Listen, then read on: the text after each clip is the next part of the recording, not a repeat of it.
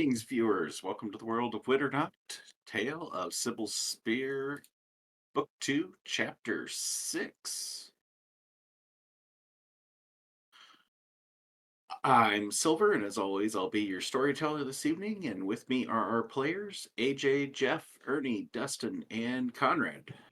For those of you tuning in for the first time, or if you've missed a session, I'd like to encourage you to check out previous sessions, which you can find on YouTube at the link in the About section, as well as a link to our Discord server to join our community and interact with us. Before we begin, I want to thank Smiteworks for Fantasy Grounds virtual tabletop of choice, Sirenscape for our amazing ambiance, sound effects, and music, and Wizards of the Coast for Dungeons and Dragons 5th edition. Tales of Winternacht is not officially affiliated with any of these companies other than the use of their products. One extra note for tonight, same as last week, we are nearing 50 followers, and if we reach 50 followers before the end of the stream tonight, um, we will draw a name from those that are still on stream at the end for a chance to win a copy of Mythic Odysseys of Theros, the D&D campaign world, whatever you want to call, world book, campaign module, whatever it is. A big source of influence with the Greek influence in that book, and so kind of just a nice on point giveaway. Nice $50 book. Yeah, help us out with getting to 50 followers. So, anyway, if we don't hit 50 followers tonight, that'll roll over till next session, and hopefully we'll get there soon. So, anyway, previously on Tale of Cybil's Spear, party embarked on their sea voyage to Ashmane. Managed to fend off rats, fog, storms, as well as a battle with some deep crabs determined to make them a meal over the course of 4 days. Our story resumes as the Cyrilla's Promise makes port at Ashmane in the middle of the night. As the time is roughly right around 4 a.m., uh, you're all quite exhausted after the battle that interrupted your night's slumber. Um, and taking in the view of the city laid out before you, cold night air and sparkling stars overhead reminding you that it is the middle of the night and not morning, not the time you would have expected to be coming into port. Ship makes its berth, and the captain and crew see you and the other passengers safely ashore, your cargo in tow. Everyone appears to be exhausted. Many passengers are annoyed by the late hour arrival, but most are happy to be back on dry land. Walking across a wooden pier, you take in the sight of various businesses along the water's edge, but the imposing image of the sea goddess statue overlooking the entire city just draws your eyes no matter where you look, almost like she's watching your arrival. As the wind picks up a little bit, cold breeze blowing across your skin, smell of fish and brine in the air as you move down into the harbor, onto dry land. A few drops of rain hit you, and you are left out in the open on the shores of a foreign city to all but one of you. In the middle of the night, with no prospects of where you will be staying this evening or where you might be able to catch some rest after the long day's journey, and honestly, just someplace that doesn't rock back and forth or potentially has rats eating your cot away. You find yourself standing there on the shores of Ashmane. Is there a specific harbor that we made it into, like a specific dock between the four districts that are kind of water adjacent? So you would be in Laura's docks. Laura's docks. Okay. Just that one that's Seagate. It's technically a Seagate dock, but it's the one just to the north of the shipwright and dry dock that are Laura's docks. Okay. Yeah. Xedre will be the first one off just to make sure that everybody's doing okay since it's kind of like early hours technically, and our sleep was kind of broken up. But he'll look to the others and just say, "Okay, so there's a few places that are pretty close, but it is really late. There's one over in Laura's Docks, and then if we want to travel past that, there's one in Work Rest too. Um, how is everybody doing on funds though? I'm fine at the moment. I've been richer, but I've definitely been poorer. I have definitely been richer. I mean, we are gonna have to pay for them. Jofredier, you're good on funds? I'll be alright. Okay. I would probably recommend Ashmane parlor then. There's the foaming ale tavern that's like a little bit past that. But honestly, I just want to sleep. I don't really want to drink anything, if I'm being honest. DM, how much of a long rest did we get before things went south? Enough to get a short rest.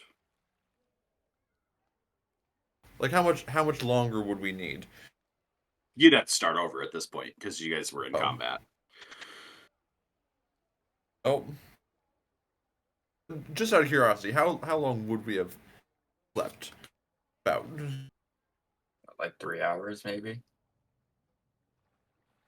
Yeah, Really? just depending on when you guys would have went to sleep because the battle and all that stuff would have been right around like 2:30, 3 o'clock. Okay, sure. So that'd just be up to each of you as to when you would have retired for the evening. And yes, a is to stay for the night would be great.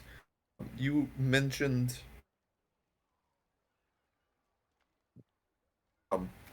Elba's Grove, Ford? Yeah, no, I did. We shouldn't go there. That one's gonna be way further. And he just like points over like towards the giant Brioer statue. I'm not really sure that everybody wants to like walk through the entirety of the town. And I know that we also have Xanathy with us, but I don't think that we're gonna make it across to the monastery. It's all the way outside of the town gates. Yeah, we just need to find somewhere to basically crash and bunk down for the night. Somewhere that's just dry. I agree. Alright. It's a bit Shake late to his start hand. drinking, so just a place to sleep Um, will be fine.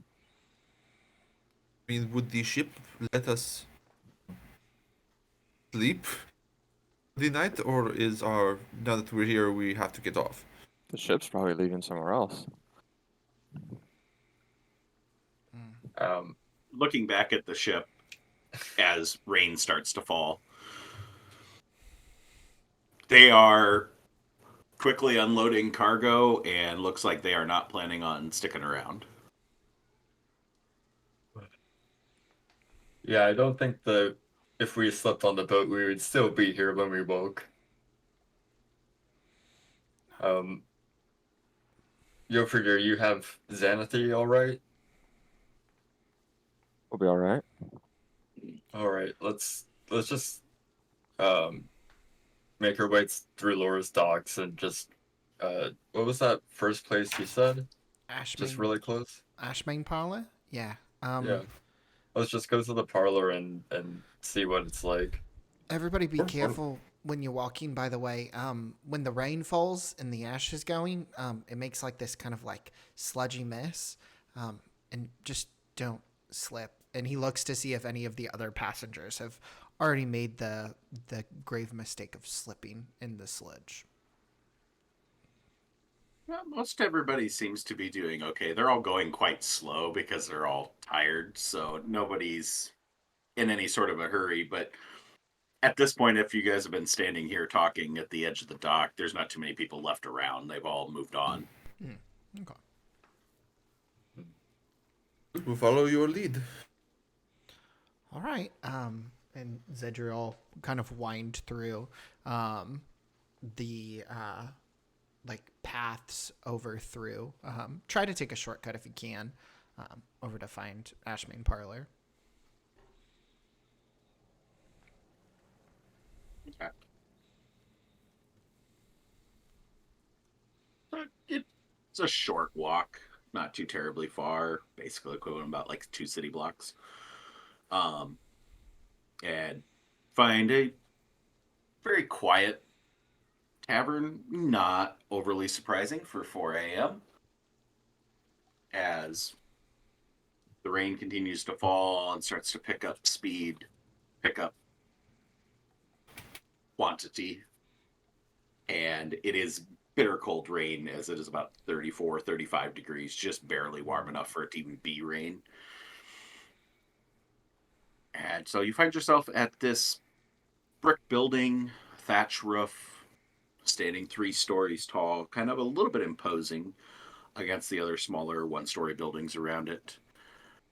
A double wooden exterior door stands separating you and warmth on the other side. The windows are pulled shut, shuttered. You can see little wisps of smoke coming out the windows. Presumably not the best flue on this fireplace, the hearth inside.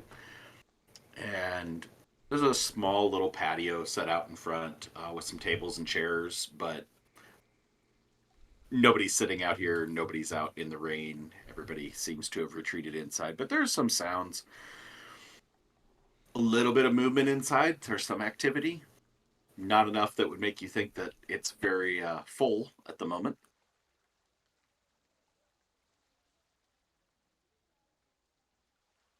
We'll make our way in.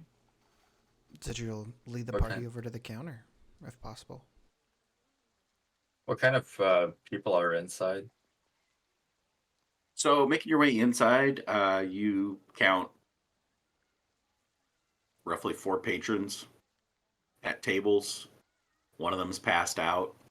The other 3 look like they're there grabbing a meal before a really early shift. It's not carry. The only person that looks like carryover from the night crowd is the passed out individual.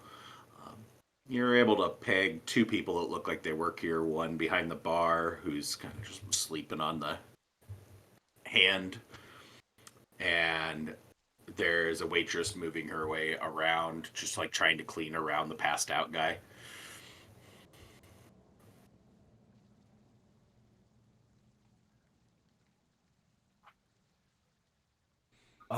Xedre, how much do you reckon for a room here, like local prices? Ashmane tend to be more pricey than, say, Six Bills or. I mean, if we're going to like a high-end establishment, then it would probably be into gold territory. But for most places, it's probably going to be like mid-range silver. Last time I was here, I think they were running like 3 silver per room. Although, it looks like it might be under new management. Ugh. Well, I don't know about copper, but I have a lot of platinum, so unless we can get to a bank and break these Don't. down. Yeah, please don't just pop out a platinum, just to pay for the room. I would recommend just paying the actual price. You don't need to throw anything additional. Well, I can make. I can cover you for today, Kiesel. Did we hear that? No, Yeah, I you did. didn't hear that. Okay. Anytime the word goblin goes into the chat box, it automatically kicks out a sound. I got to turn that off. It's wonderful. I mean, The waitress is a goblin. I have, it's no problem. I can make 7 copper stretch amazingly far. So, Xedre, is there any sort of like etiquette when talking to people here? Is there Yes. like a greeting or? Oh, is this like an eye contact place? No eye contact? Like, You can eye contact. I was actually talking with Salinas about this earlier. So some of the people here are like, and Xedre's kind of like pulling off at this point a little bit. We were kind of sneaking our way towards the counter, and he realizes this conversation should not be had in front of the counter. Some people are a little bit apprehensive about new people coming into town. So my sunny disposition isn't exactly indicative of everybody else who lives here. People might be a little bit like cold to you, but that doesn't mean that they don't like you. So don't push and try to make a good impression on everybody. It's mostly Brior worship. So I mean, blessings of the wave. I guess kind of how things have been whenever we would visit the temple.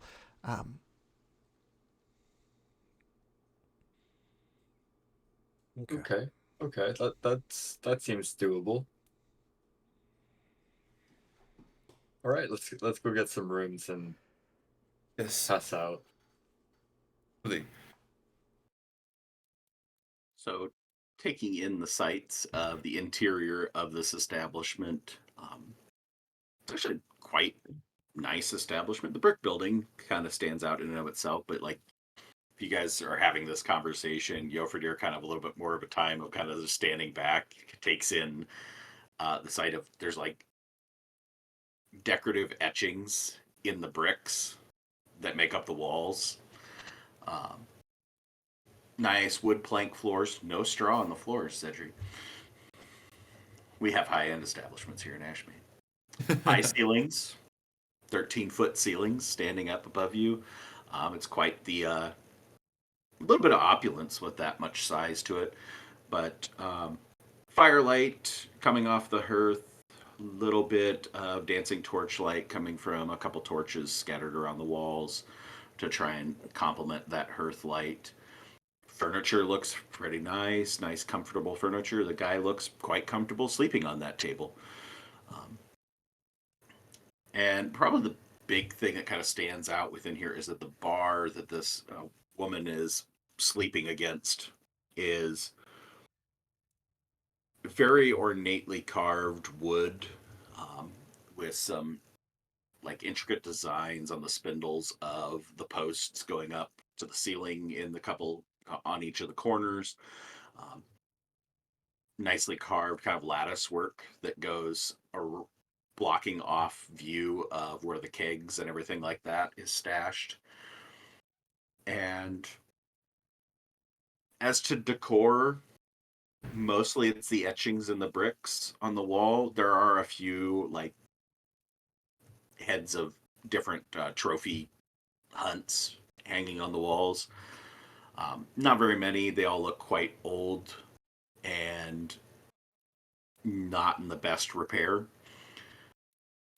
But probably the big thing that hits you is the smell of baked bread is very heavy in the air coming from the kitchens. Most likely the making bread for morning meals.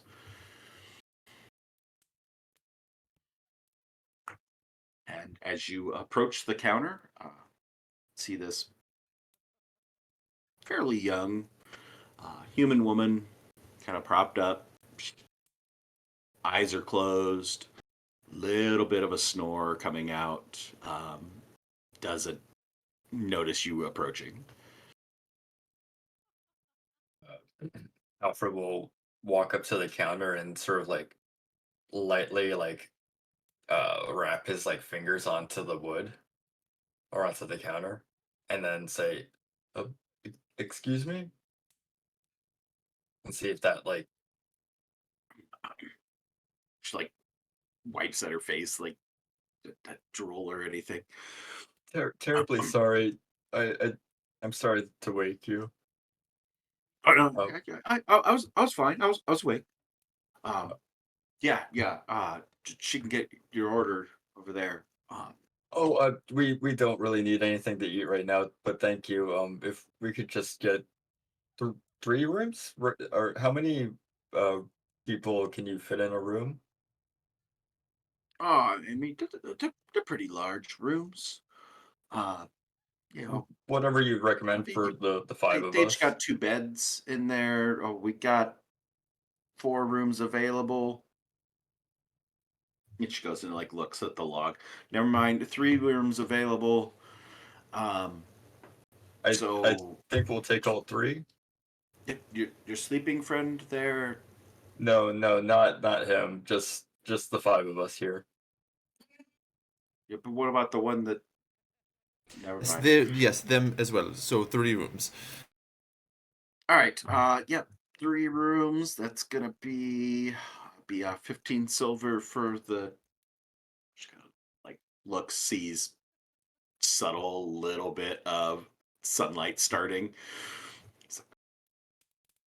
For the morning, I suppose. Yeah. It'll do.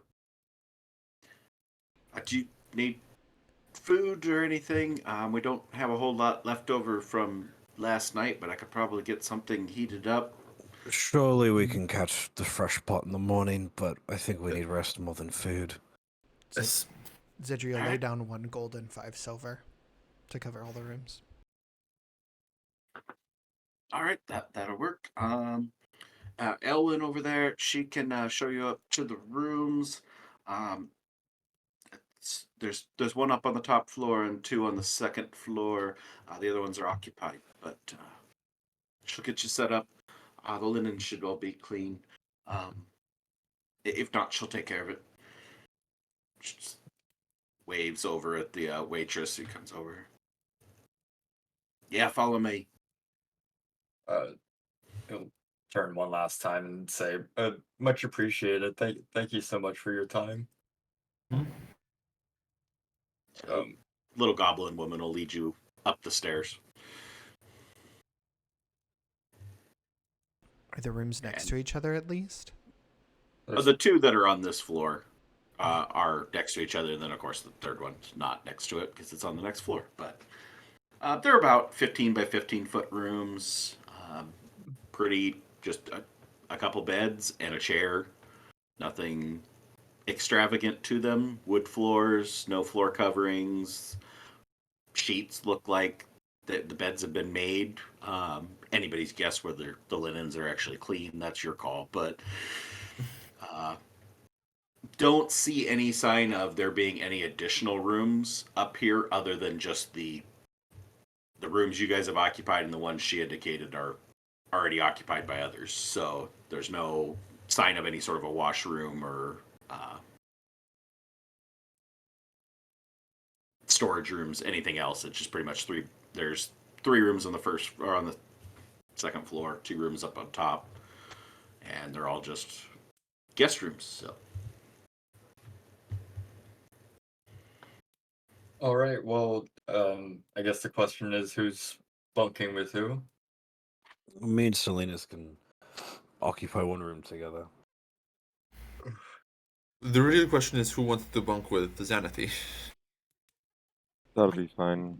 We can stay. We can keep Xanathy on the second floor. Easier to transport. So, Cedric, if you prefer, that's fine. Yeah. Willow's Conrad. Yeah. I can go ahead and stay with it. I don't mind. And then you have Cybil too, right, Alfred? Yeah, but she's pretty good going up and down the stairs. It doesn't bother her at all. Yeah, Sybil shouldn't notice a problem in the room. We didn't really ask for a pet fee, so I hope they don't like charge us on the back end. That would She be really didn't s- annoying. She didn't say anything when we walked up. I don't know if she even noticed Sybil. She seemed like she All's had the just same. awoke, so I'm pretty sure she wasn't fully focused on everything. Before we fully commit to going to sleep, we want to make just a tentative plan for what we're doing in the morning. I figured we'd take care of any business with Sanity first and foremost, Sure. and after that,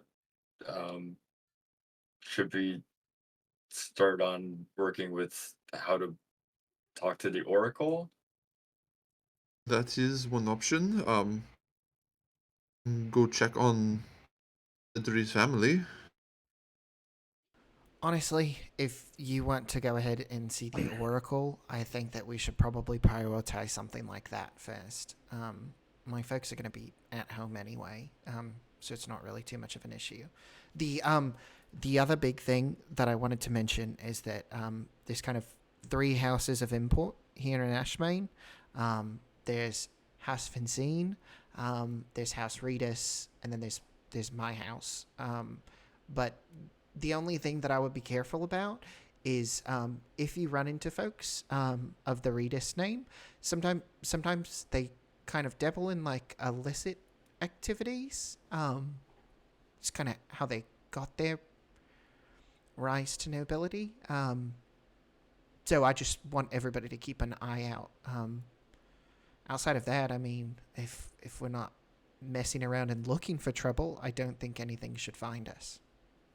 Yes, I hear you very loud and clear. Rita's family does illegal and illicit things. They How? it's not to say that all of them do illicit and illegal things. There's some good ones. Well, how? Like, what kind of illicit and illegal? Are we talking like slavers? Are we talking like smuggling gems? This isn't a varia. Slavery is not legal here. Well, it's not legal in most places, but you'll still find a market for it. That's Illicit. true. Well, that is illicit and illegal activity. No, Yes. that's fair. Yeah, no, the Ashwatch is honestly one of the most kind of pure, I guess you could say, groups out there. They help to kind of run and manage things outside of the Shore Council, but yeah, I think it's going to be a lot different than Six Bells here, in a good way.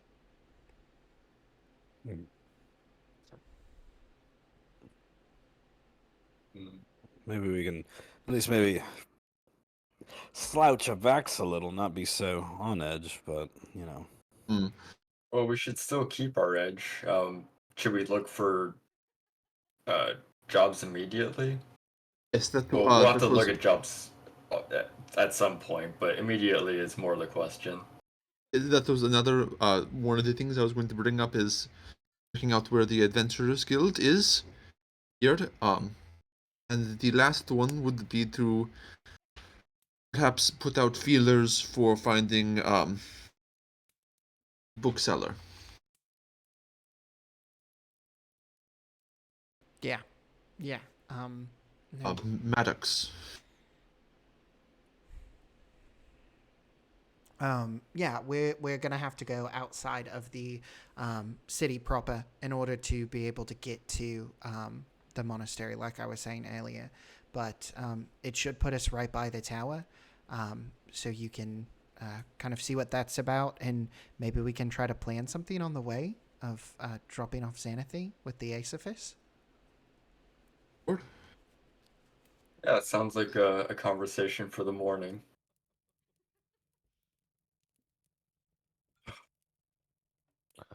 Oh. Jofredier? To bed? As we'll head up.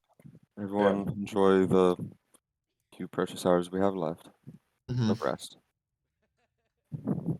Of rest, to not make it seem dark. Keep the light dark. Ever. Yes, don't let the dreamer bite.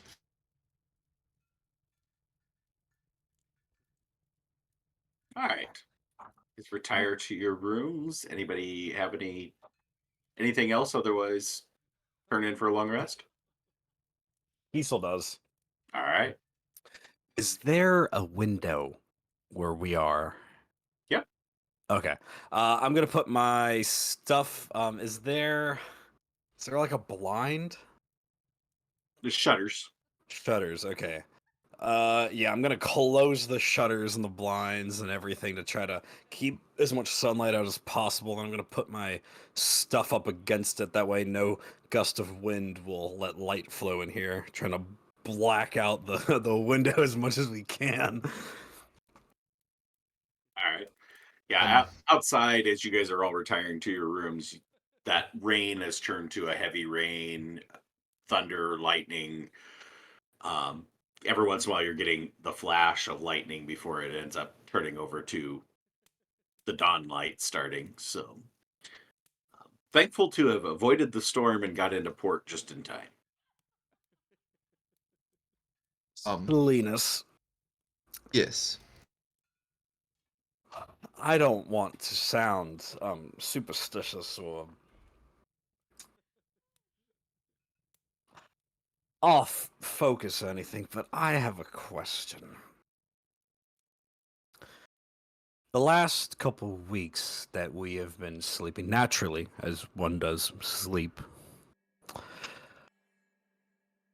yet I couldn't help but notice I haven't been dreaming. Have you? Maybe this could be me. Maybe it's, pork belly and mead before bed that I need to cut back on. If, some sort of. Maybe I should get up and exercise and get my mind moving, but I can't recall the last time I had a dream. I mean, I think I could. I think it was before that damn tavern, but You do remember having dreams before this? I believe so. I mean, dreams, it felt like, were the only way to really kind of remember certain things or certain people, but it's just feels so long since. Oh, So I didn't really process this as a different phenomena. I haven't either, but I thought that was more of a it was more of a consequence with my dealings with the goddess. If it's happening to you as well, we should check. We should check Well, with the others. I didn't know if that was a consequence of my lack of a goddess, or if it was maybe I'm not, squeezing my eyes and praying hard enough, or, it's.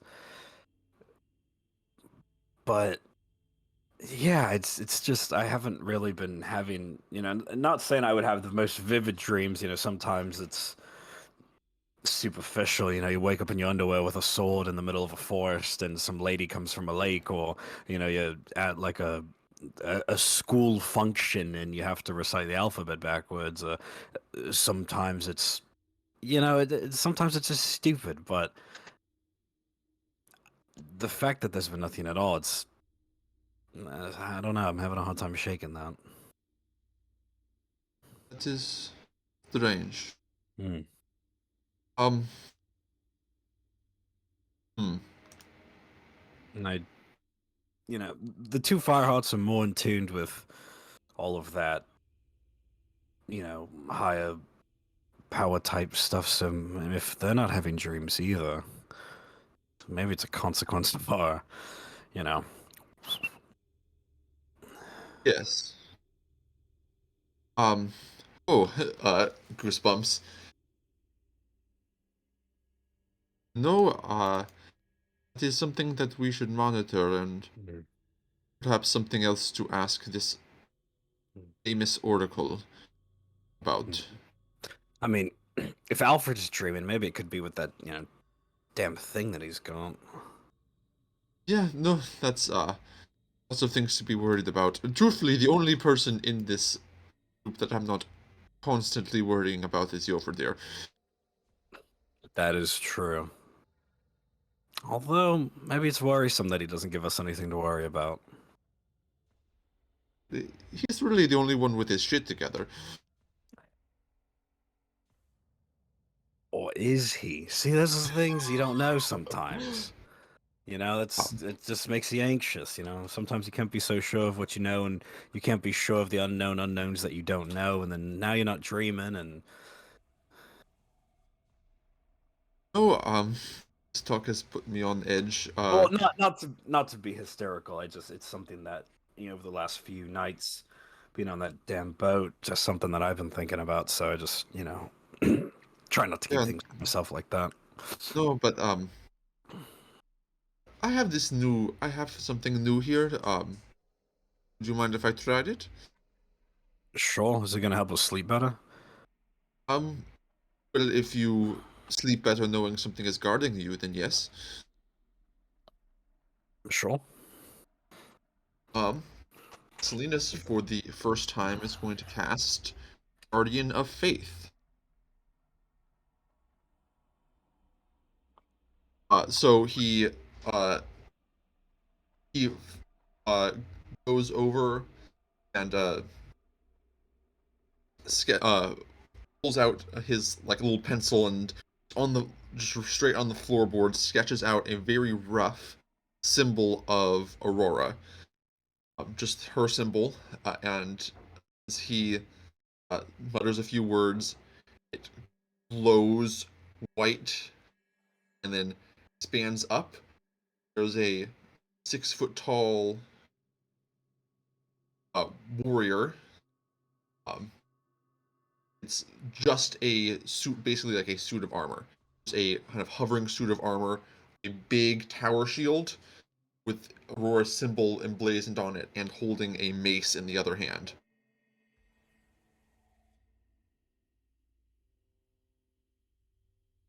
Well, and so this will attack anything that is hostile to us, and he'll stick around for pretty much the whole time we're sleeping, I think.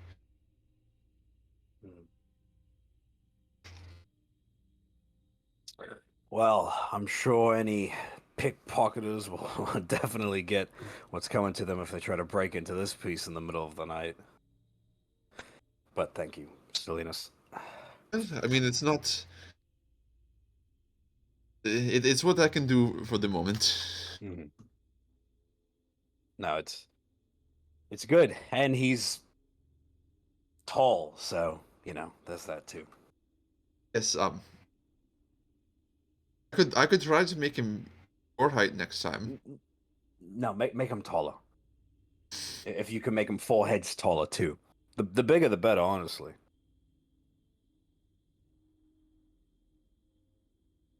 Sure, I'll look into it.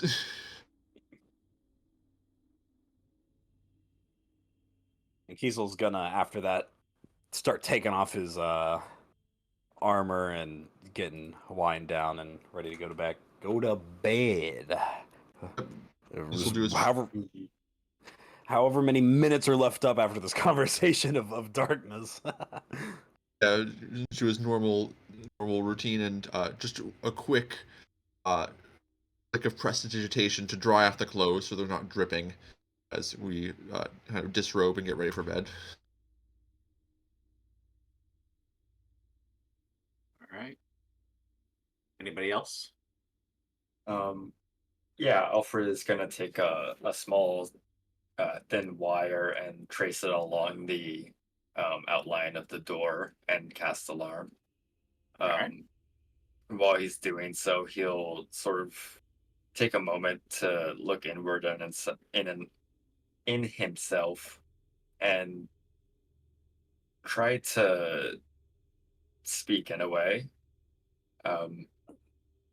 Just a curious hello. Um, we're in Ashmane now. Do you have any sort of advice for a plan of attack? What are you thinking about, friend?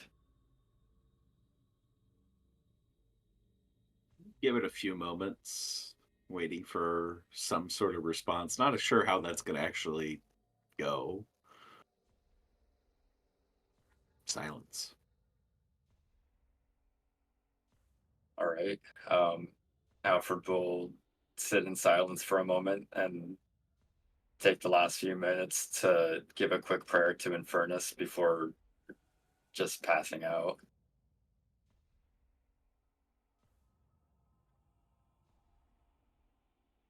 You're with Jofredier, right? Jofredier. Yeah. Jofredier, you passed out at this point? Oh yeah, he would have basically Okay. crawled right into the bed and right back to sleep. Okay.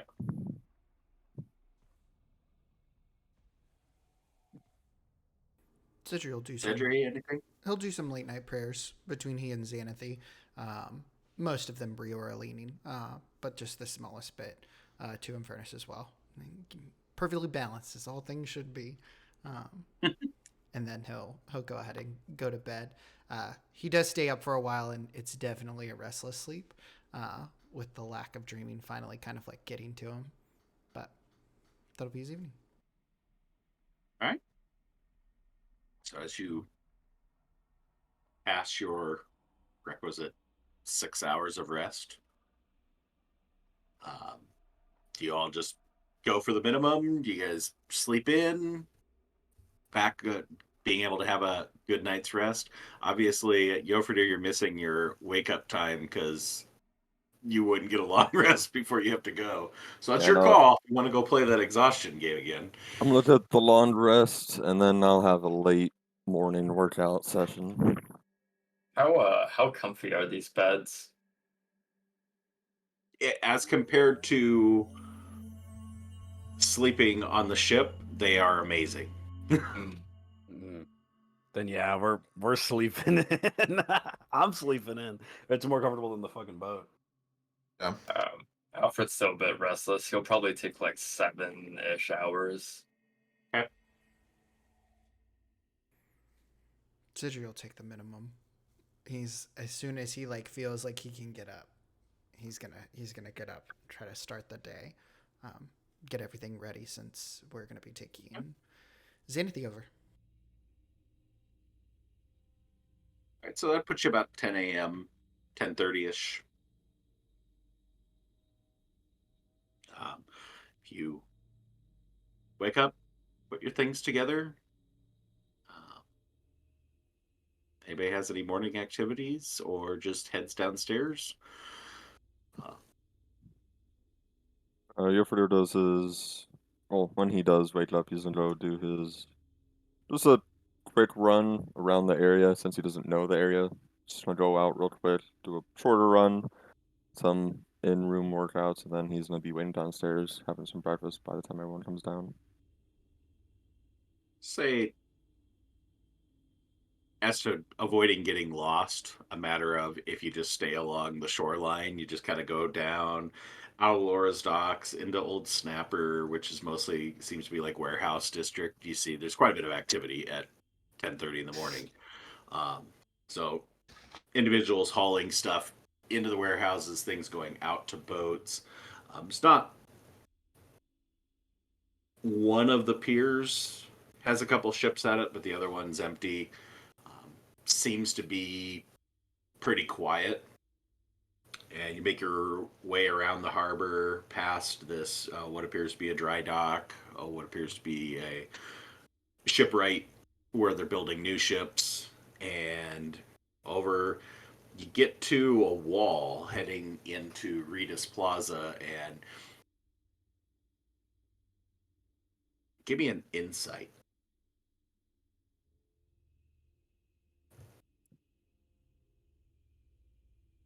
Yeah, with the 16, you get the impression it probably wouldn't be a good idea to go past this wall and keep running along the sides. You just turn around, head back past that blue tower, and then circle back to where you started. Um, Cover a good amount of territory, get to take in the sights. Seems to be a pretty well, as compared to Six Bells, which is very sporadic layout because people just built wherever. This part of Ashmane appears to be very well planned. A lot of city planning went into like laying out actual streets and roads in different directions. But as you're like the tail end of your little trip, you go past the red buildings of Workrest and see, oh yeah, there's some crazy buildings over here too. They look a lot more run down, a lot rougher shape, a few dirt roads as opposed to the cobblestone that you're mostly moving on with Laura's Docks and Old Snapper, where it seems to be like a very, like I said, well planned out city. Um, Good investment in infrastructure. You got a wall around blocking the interior, and some fairly well developed structures and affluent businesses. Anybody else have any morning activities before heading to basically brunch, lunch? The most important question is the bread there? Yeah. Nice. Getting some good bread then.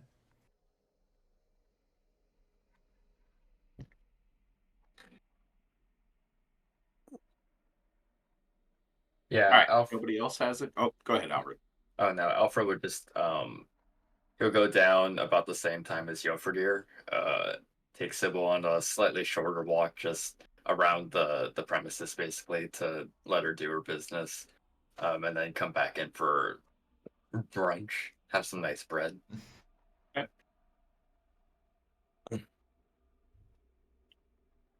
So as you each filter into, the late breakfast, early lunch crowd, a little bit more activity in the place at this point in time. You now added to that smell of baked bread, which has kind of subsided a little bit. You actually had the smell of cooking bacon and some sort of roasted meat that you can't quite place. But there are a few more people, 11 in the establishment, plus the two workers that were there earlier and one additional waiter that has shown up.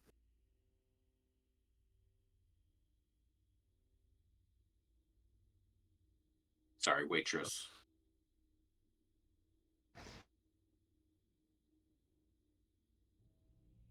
And as you go to place any order for food, they basically inform you that it's not included with the room. Meals are separate here. It's going to run you 12 copper for the meal. You get to pick a main item and a side item. And they have still some breakfast stuff as well as some lunch stuff. It's entirely up to you what you want to order between those things, but you're limited to uh, there's some bacon as a main dish with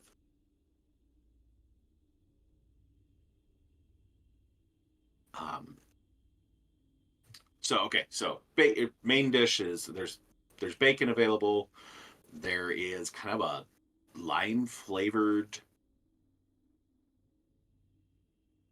they call it beast, which is kind of like the it's bologna type concept of it's whatever they caught. It's the catch of the day, but for non-fish. So any questions don't go very far. There's a peppered fish, like a paprika fish.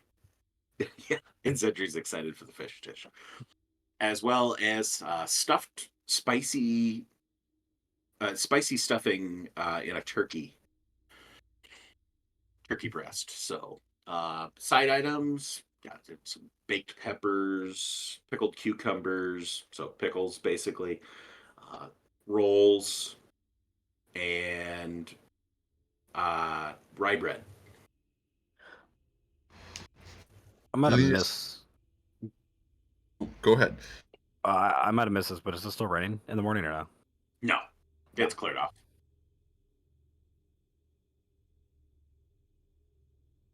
Um, Salinas is definitely going to get the turkey,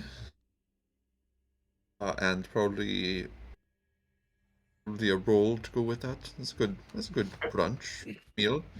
Yeah. Alfred will have the turkey as well with some roasted vegetables. Or the roasted peppers. Jeffers When- and fish and rolls. When Diesel gets out, now this is like bread rolls, right? Yeah. This place wouldn't happen to say have like a big like pretzel culture. Are these pretzel people? They bake. Now the roll's more of a bun. More of a bun. Okay, Yeah. well then Keith will mosey his way down and take the mystery meat of the day, plus the bun. And I want to prop up who's serving all of this, or who's taking the order. So you get the same lady that showed you your rooms Okay. early this morning is the one that takes the orders for you. You do notice that there's this other individual walking around. That's a female human, but this one's the one that's been assigned your table, basically. Give me a history check there, Mr. Kiesel. History Mhm. check. History check. Cecil's good at history checks. +3 plus proficiency. Ooh. 17. Hey, that He's above mystery that. mystery beast tastes familiar. Tastes like something you had semi recently. Doesn't bring back the best of memories. Pretty sure that's got that same taste of that spike tail that you had back in Airguard.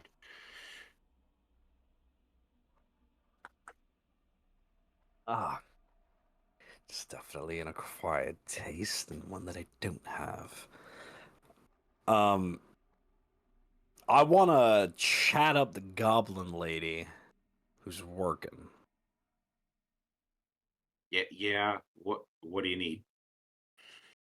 Good morning. The food is delicious. Do you have any? Look, I'm not going to bullshit you. We're new in town on a favor, I think, on one of our friends. He's coming home, but we're gonna spend some time here. I want to pull out 2 gold. Do you know of any rumors permeating the town? Any sort of, just what's the talk? What's going on? Anything like that? Anybody who, any troublemakers? What's the situation with Ashmane? And I will I'll have them under my fingers and I'll just slide them like 2 pennies on a bar table. Give Alfred's me a like looking over. persuasion check, and you can have advantage for your 2 gold bribe. Alfred's like looking over at this and just like half bite, like, what are you doing? You said persuasion? Persuasion with advantage. Good, thanks for the advantage. That 5 wasn't pretty, but Yeah. 16. Yeah. I mean, like, what in general did you want to know? There's, I mean, we'll just give it a roll on the nice old table here. You've been doing a lot of those in this session. Have. Yeah, already. No, yeah, So, shit. I mean, it's been it was the thing that happened with Gilroy. But you're new in town. You probably don't know who Gilroy is, so I No. suppose that would be interesting to you. But I mean, you can definitely fill me in. I mean, I've met plenty of Gilroys in my travels. He's the blacksmith's son, and he got caught stealing again. He keeps on getting in trouble, and his dad gets him out of the trouble most of the time. But I think this is probably the end. He's gonna be spending some good time in the dungeons. Better be prepared for a long stay. But yeah, yeah. If you don't know Gilroy or his dad, then probably doesn't really mean much. But I mean, is he just an idiot, or is he running with like a gang or something? Any sort of like organized or... I honestly don't think he's that bright that he could Mm. probably anybody want to hire him. He usually gets caught. Are there any sort of illicit things that go on? Anything that I might need to keep this whole thing closer to me? And I'm gonna kind of like on the glaive. I mean, if you're looking like buying, you selling, you looking No, just no. I just want to know if I'm going to get... stuff. Look, coming from Six Bills, I want to know if I'm at risk of getting stabbed. That's all. No, not really. I mean, the road can be a little bit dangerous. You head out towards Salt Maiden. Vandals from time to time going and trying to pick off easy prey. But for the most part, the city's pretty safe. No weird like religious thing. No under cults. The undead. No, not that I'm aware. Did you hear something? Is there something I should know about? I'm the one who's the concerned tourist. So if you don't know, then maybe we'll just, keep it. If you don't know, then I've got nothing to worry about. But And coming you want from another ale or something? no, She goes like backing away, like taking that gold, and the guy talking well, about I getting rich definitely appreciate your services. And if you also one more thing. What's up with the Oracle? What's the deal with that? Is that like taboo? Are we not allowed to talk about that in public? Um, no, it's all right. What you got business with the Oracle? We might have some business with the Oracle. Is it going to like blind us and have us cast out our eyeballs for the visions it'll give us, and then we'll have the knowledge, but we won't be able to walk the earth with sight or something? I mean, I haven't ever heard of anybody coming back from the Oracle and like not being able to see. Um, that that'd be pretty bad. That would be No, it seems to you know uh, just kind of a nice boon to our little community here that she does some nice things to help out with okay. seeing good things or bad things in the future for the city, and tries to help out individuals here in town. I mean, you folks coming in on that ship last night, kind of, don't think she sees strangers or anything. So if you're looking to see her, um, I hope you're like really, you really important folk. Important, not important. I'm important to me, and the dealings that we have are truly important to the rest of us. So, but she only typically sees locals. Yeah, I mean that's pretty Like, much the rule. actually, typically, almost kind of, or like she definitely only sees locals. I mean, you could try, but I mean, yeah, that's kind of the rule that it's she's here for the people of Ashmane, not for no offense, but No, not you foreigner types. So no, please. I'm taking them from Tularia, so foreigner types, this and that. I'm used to it. Um, but okay, okay. Well, I definitely appreciate the insight, I and mean, if I hear anything else, anything interesting, she kind of just like rubs her fingers together, kind of like, yeah, I can, yeah. I I'll make mean, sure to look you up. yeah, definitely. I can keep the gold flowing as long as you can have something, telling me something about, just keeping it on the underground. You know what I mean? Just Yes, I'll keep my ear out. and I'll keep my purse open. Thank you so much. The food was delicious. The spike tail tastes like shit, and I'll walk away.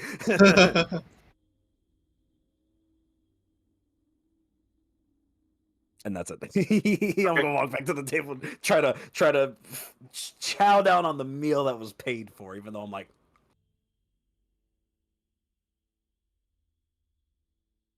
The rest of you just enjoying your meal. Yeah, did Yes. we see this whole interaction go on? How far Yes. away were Just you? past that. how far away was I I? mean, not terribly far. Kiesel, were you trying to? I mean, you were trying to be a little bit stealthy. Give me a stealth check. Ah, You dude, want a see, How perception roll? secretive were you? dude, Kiesel has the Riz, but he can't keep. Never mind, he can. Oh my gosh. Oh. All right. Uh, yeah. Unless any of you have a passive above 23. Nope. But Kiesel just kind of went off. You figure he went off to take a leak or something, and he was back. Is everybody at the table? Alfred is. Am. Yep. I think And so. Jofredier got his food. Okay. Xedre, I have a question. Yeah. Is Spiketail native to Okaria? I mean, there's some of the local fauna. Yeah. Okay, because that's what this is, and it tastes. Ugh. Um, Oh, I mean, yeah. I guess it kind of goes without saying, but I probably wouldn't. It, I don't really enjoy most of the meat that they serve here. I figured you're in a new place, try something new you don't usually get to when you're home. No, But good on you. That's great. I tried it. I didn't like it, but I did talk to the keep behind me that we were talking to last night. Got a little bit of information. We might be dead in the water about the Oracle. So Might What not. What do you mean dead in the water? Well, Do we have to get back on a boat? no. For your sake, no. The Oh, thank Oracle, God. Or thank Infernus. the Oracle Shit. is very well liked by the people in the city because she does a lot to help them. But that's the thing. No pilgrimage. No, you have to be from the city to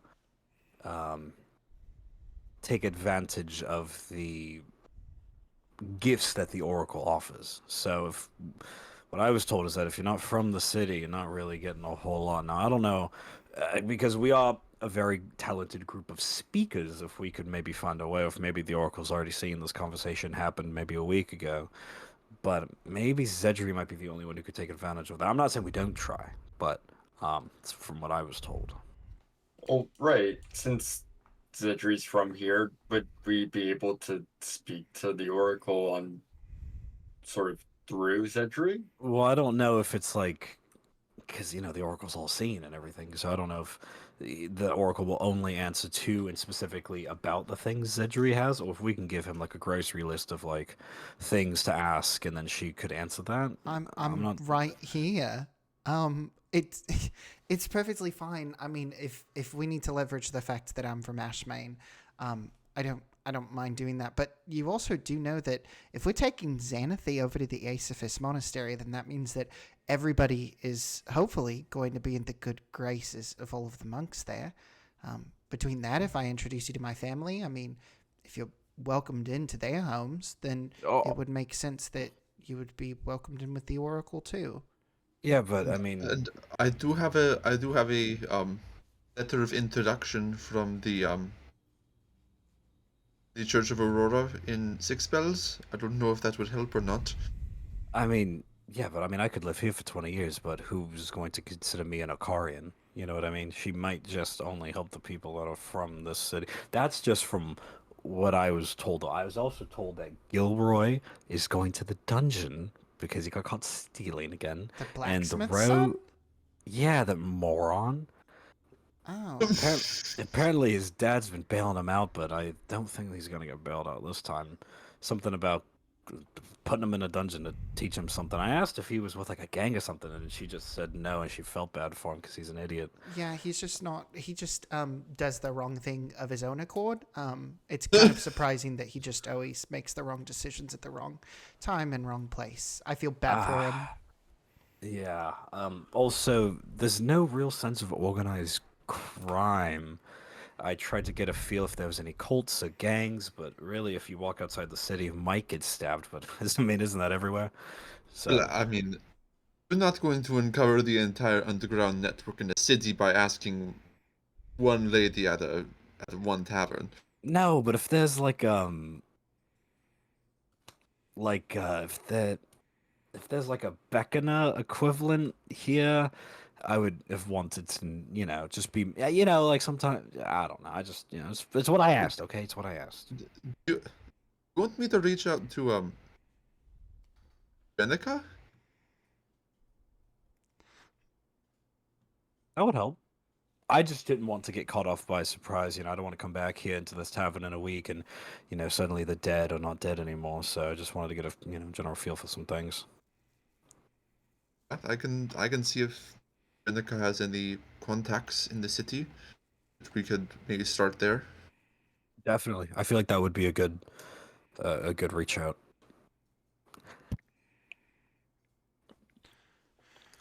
Did you want part of my turkey? I don't think I'll finish all of it necessarily, and I don't want to give all of it to Cybil. I mean, I can take it, but I'm really trying to just chow through what I paid for. I don't want it to be kind of like a waste. Maybe Cybil will like it more than you? Oh, is it like the tail end of the spike tail, or is it more like grounded up or blended? That's kind of like a spike tail steak. Like a tomahawk, but at the end it has like a spike? No, Like a pork chop? spike tail's the creature. It's just like a flank steak off of. some piece of the spike tail. Anybody's guess. Yeah, I'm gonna take and just give it to the dog and see what the dog thinks. Yeah, Jofredier wiping the plate with what's left of his roll. I gotta say, the fish was excellent. So very glad that she liked it. Ashmane's really good with seafood. I would hope so. The port is right there. Yeah. I did want to go ahead and go through some things. I compiled kind of like a small list of what I remembered off the top of my head in terms of like jobs that we wanted to get. Because there's like multiple guild halls here. So, I mean, it depends if we want to go like into the Rider Mountains and like go searching for gemstones and stuff, then we could probably work with like the Miners Guild. And then if we wanted to, we could help out the Merchants Guild. In pretty good graces over there with Narissa. And then there's an Armorers Guild, but I don't really think that's for everybody. I feel like that's more so for you, Alfred. But I mean, the thing that probably most of us would do is the Heroes of East Shore. That's kind of big. Hey, the blacksmith's down a son. There might be a free spot open in the Homos Guild then. I'm Yeah. not sure if I want to take the spot of whoever this individual is. I don't know if I'll fit into those shoes quite well. You're a lot wiser than Gilroy is, so I think that would. Oh, that's terrible. Yeah, it is. But he means well and everything. We should probably get going to the Asaphist Monastery, though. Yes. I don't think anyone's ever called me wise before. Oh, I mean, There's a you're really first time for smart. everything. Well, sure, I'm smart. I can tell you exactly like how long um my weapon is and like all the dimensions and how much pressure it needs to fire and all of that, but some things are just a little bit more nebulous for me as to, I guess, sort of when and where. Guys, need any more drinks? Oh, I think we're just about ready to go. Did you say you're looking for employment? You said you were talking. I mean, just kind of like hush, look over at you. I mean, you talked about criminal stuff, but I mean, if you're looking for like legit employment, the Miners Guild's looking for folks. If you don't mind a little hard labor. We'll look into it. Yes, thank you. Is there some sort of like gem craze going on? No, the miners are striking. Oh. So they can't get anybody to go do the jobs in the silver mines. So they're looking for anybody to fill in. What's the cause of the Paying pretty strike? good. What? Well, sorry, what's the cause of the strike? They just said they won't work anymore. Are they in danger, or are they just like, I mean, you fuck have to it? check with them. I just heard that they were looking for people because people weren't showing up to work anymore. So Whoa. I mean, I've never fought in the they're offering double mines. wages, so I don't think it's money. Double wait. Are they paying people? Do they pay people in gems, or is it still gold? I'd Well, I assume mean, if you gold. got like a pretty high up job, I suppose you might get paid in gold, but most of them get paid in silver. Ooh, double wages. Pretty That enough. kind of sucks. Is there any news about them striking like a corite vein or anything? No, I mean it's just the silver mines. I mean, it wasn't anything about the corite, but I suppose if you checked in with somebody, that like I think Skylar just looks around the room. I mean, you check back. You folks gonna stay another night here? We'll get you set up with that. There's a few miners that check in here most nights, come in for evening meals. You might be able to, ask them some questions, figure out something, know what they're doing. They Yeah. might know more about what's going on. Or, I mean, you can go check in with the guild, but, they can be cagey sometimes. They're just trying to get people to work. So they're probably not going to tell you, like, if there's anything, like, bad happening. Right, they're not going to tell us that there's a pit of like acid or something underneath the mine. Yeah, probably not. I don't think that probably would get anybody to work. So, No. but ask the the good people on the ground, the folks that are still working, or the people that refuse to go back. So, All right, well, we'll keep it in mind. yeah, no problem. She kind of just looks at you, Kiesel. I'll soliciting free advice is not. It's not how it works, but I will make sure to. Oh yeah, I mean, I didn't mean anything. I just Oh want no, my help. no, I know you didn't mean anything. It's fine. Xedre's gonna lean into Kiesel and say, Did you try to pay her off for information? I didn't try, and it was 2 gold. So Goodness, she's not gonna give up, and she will literally find anything that she can, probably just to make like a quick silver piece. You kind of stepped in it on that one. oh, to be honest, I wish it was silver and He just told us not to flash money around. Oh my god, he did, and I was too sleepy to process that. But we do know now more about the Oracle than we did previously. And can I do a think real quick? Are giants a thing like mountain or stone giants or something that could squish miners? Or Giants I are was the gonna name. tell you what is. I would say giants are the name for Goliaths. And then giants that D&D giants are called titans. titans? Are there any stone Yes, titans? they do exist. Yes. Okay. If they're paying the miners, double pay, and granted they're getting paid in silver, but that's still quite a lot. Maybe they're wanting better working conditions because there might be something in their minds that could be squishing or eating them. Which, in case I've never fought in a mine before, I think that would be really fucking cool. So if we want to work for them, make some money. Well, before we start weaving tales about what creatures might inhabit these mines, they might just be empty mines that are just terrible and dank to work in. Oh god, no. I would hate to walk into a mine and it just be like a desk and it's actually like an office job. No, there's. Oh my goodness! Listen. I'm trying to help. There's a dragon. Cinderest just around. So that could possibly be it. I mean, between that and the Cyclopses, it's probably reason enough. I want to look. I want to look at Jofredier all wide-eyed. Could you imagine bringing back the eye of a Cyclops? Holy shit!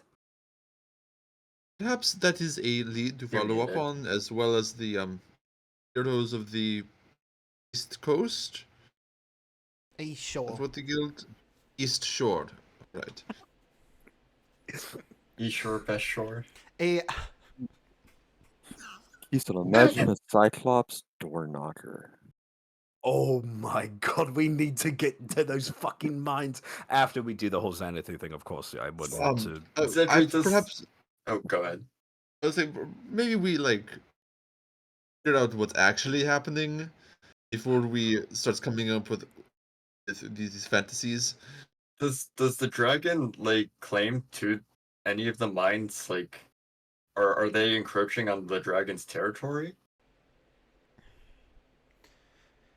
there's a weird relationship between Ashmane and the dragon. So I mean, it's just a consistent back and forth. And I mean, if you were asking questions about the Oracle, I mean, sometimes the prophecies that she gives help to aid in proper defenses and things like that. But it's pretty much just a war of attrition, I think is what they call it. Oh. No. That's terrifying. You don't win that. No one wins that. Yeah, no. I mean, even though Cinderest comes down consistently and bothers Ashmane, I mean, it doesn't really stop people from continuing mining. And I think that there are plenty of people who probably had the foresight to think that the two are connected. But whenever money's involved, people kind of just want to go after that. Well, case in point, even after you've said that, and Alfred will look across the table at everyone else. Everyone, I could imagine, is still willing to go down into that mine. Just Well, see what's going on. if My the point. if the job is go mine something, then no. If the job is we're getting paid to clear out some monsters and getting some actual money, then perhaps. Yeah, that's what I'm thinking. Of course, it's a good workout. Mining and shit. Well, it looks like we're about finished here. Should we get another night here and then go out to do our Mm, daily? but perhaps we hold off on that for the moment. Well, all right. In any case, we're still burning daylight. Indeed, we already built enough. Are we ready to transport Xanathan? Yeah. Okay. It would probably be best for us to go through like the water gardens. You'll be able to see the Oracle's tower and everything. And then we can go ahead and hang west and then make it out of the city. Lord. Well, geez, so let's grab Xanathy and suppose we'll follow you then, Xedre. Okay. While we go to pick up Xanathy, how does she look? I know she's technically been out for a couple months, but has she shown any rapid signs of aging or any like random bruising on her face or anything like that? Nope, she appears untouched, unchanged. Nothing seems to be changing to her body at the moment. That she continues to be, while not receiving any sort of nourishment whatsoever, food or water, it does not seem to be having any effect on her body. Okay. That is all. So heading out, leaving Ashmane Parlor and heading out into the city proper. Uh, it's fairly cold, but the rain has gone away. The storm has subsided. You're now just greeted by the nice overcast skies that are almost perpetually overcast here most of the time. Low winds, cool breeze. Make your way rocking along the wall through Laura's docks, through Work Rest, just going along the south side of town, Copper Street. Uh, Work Rest and Copper Street both seem to be residences. There's not a whole lot of activity there. You spot the occasional individual that's like trying to hang some clothes out behind the house. But for the most part, it's pretty quiet. Presumably, these people are all off doing something else. And as you hit the main south gate, there's several buildings around, and you're actually able to catch a glimpse off in the distance, about block to 2 blocks away, an arena that is stationed down in the bottom left corner of the city, southwest corner of the city. And Xedre takes you, turns and heads due north, and you guys travel up through past Merchant Way. You're kind of bombarded by lots of merchants that are attempting to sell goods as you go. Nothing that really catches your eye as being like really of use to you, more so household goods and whatnot. Pass through High Belt, which is a little bit nicer part of town. Little Garden, another merchant area. You do see that there's a big mass off to the east of tents and different vendors and bins of food, all sorts of different items. Mostly looks like salted goods and some fresh meats. Not a whole lot of produce, which is to be expected since we are just in early spring at this point. Um, and you head up through Silver Spires, which is predominantly a lot of merchant there. See a lot of nice buildings and stuff, and then this whole way going along, it's just like that statue just gets bigger and bigger and bigger. You can barely see the top half of the like. It's about from the nose down is all you can see because of the cloud of ash that floats over top of the city. So it's kind of almost like half the head is gone from this statue. But as you get closer, you can see that flowing off the edges of the fingers are waterfalls dropping down into behind a wall. And as Xedre takes you into Briora's gardens, you quickly find this mass set of water gardens with fountains, various different levels where the water flows from one to the next, going down, and then fountains that pump it back up to another location. Off to your left, as you head through Briora's gardens, you can see a very large, what looks like some sort of a school or college. And off to the right, you can see a temple, and beyond that, much closer to the statue, roughly in between the two hands, is this large ivory tower going up roughly 6 or 7 stories into the sky. Not overly large, but it is by far the tallest structure in the city if you do not count the statue. The statue still rises up above that. About the tip of the tower goes up to about the bottom of the neck on the statue. So did people build this, or does this predate the city? Esau Well, says to the people- general audience of the party. People could still build this if it predated the city. So presumably someone built it at some point. Oh, yeah. You know what I mean. Yeah, no, I know. No, I don't actually. Like, was this here before the city was built, or like was the city built and then people built it? It's just so fucking high. Or was this place here by the You're gods gonna or take me some? back to school? Jeez, crazy. Hey, well, you're the one who's living here. I'm the one. I've never seen anything nearly this big. 161 before fall, I think, is whenever the first oracle was discovered. So when all So this this- was still human ran.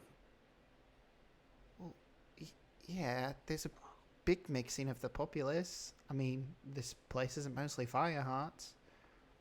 No. This the more important statement is this isn't the first oracle. It's like been a series of oracles.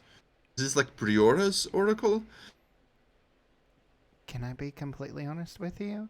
I don't associate with all of the oracle stuff. It's kind of a thing that everybody wants to get their fortunes read and everything like that. There's even a place called Destiny Springs here, which is like this healing property, like huge. Like I guess you could say it's just open waters.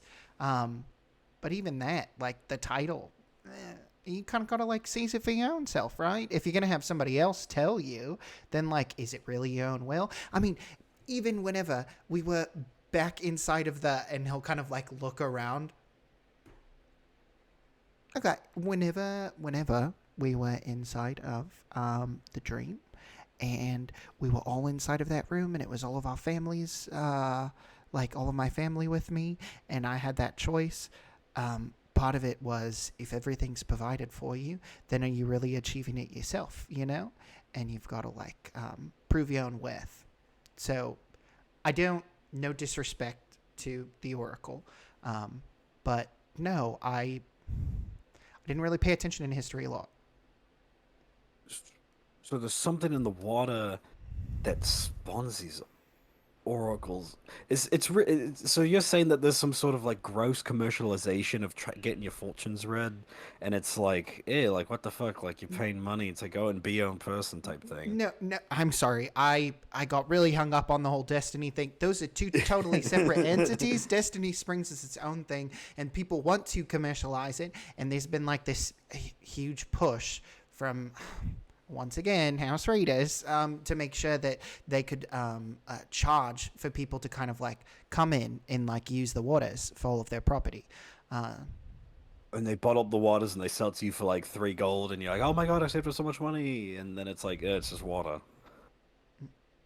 No, the open waters, and he's gonna like walk towards like one of the gates in the water gardens and like try to point out through like all of the buildings. It's just over there. They don't bottle it up. It's not like a factory line or anything yet. Oh.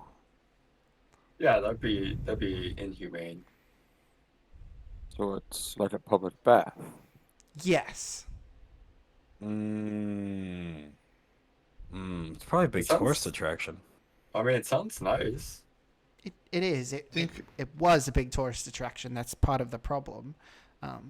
That's why they were trying to limit it down so that it didn't get abused or anything like that.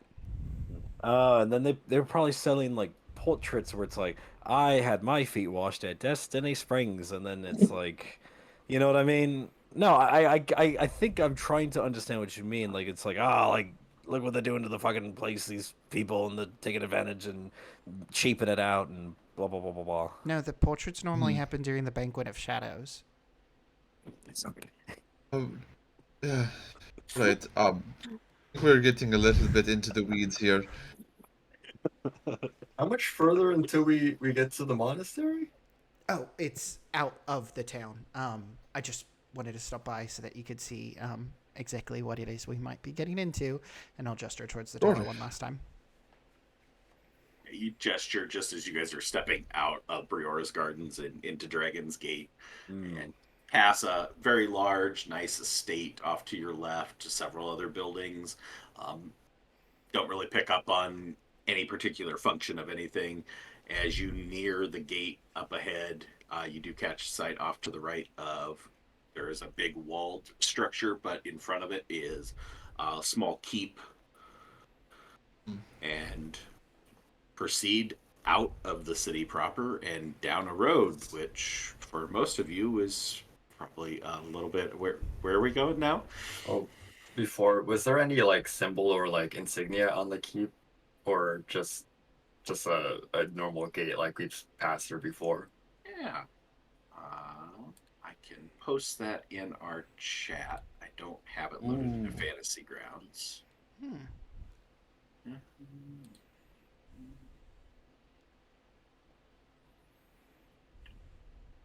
Give me a moment.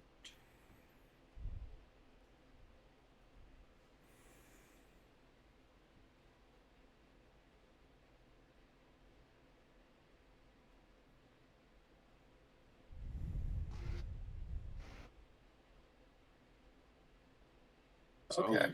Blue banner with a silver, what looks like a coin in the center, but then a red gemstone, or sorry, not red, purple gemstone over top of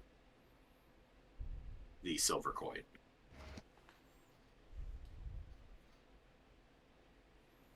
Right, just wanting to like note that sort of like thinking about the sort of symbols around the city that Alfred's seen as we make our way out.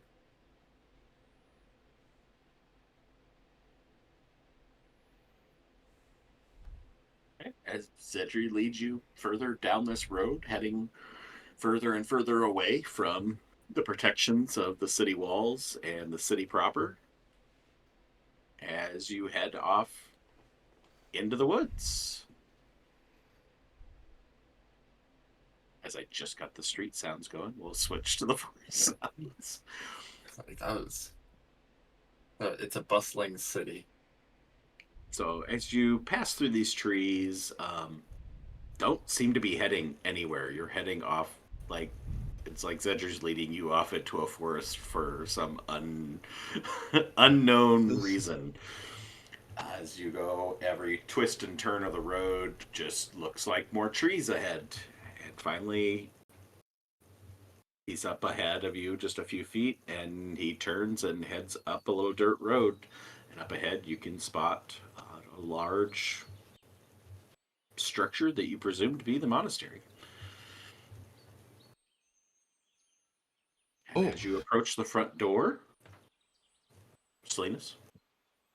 Oh, just a Exclamation. exclamation. Yeah. You'll approach a fairly quiet building. You see some individuals off in the distance, out behind the monastery. um, training. A few others that seem to be just walking through the grounds out into the woods and head to the main door.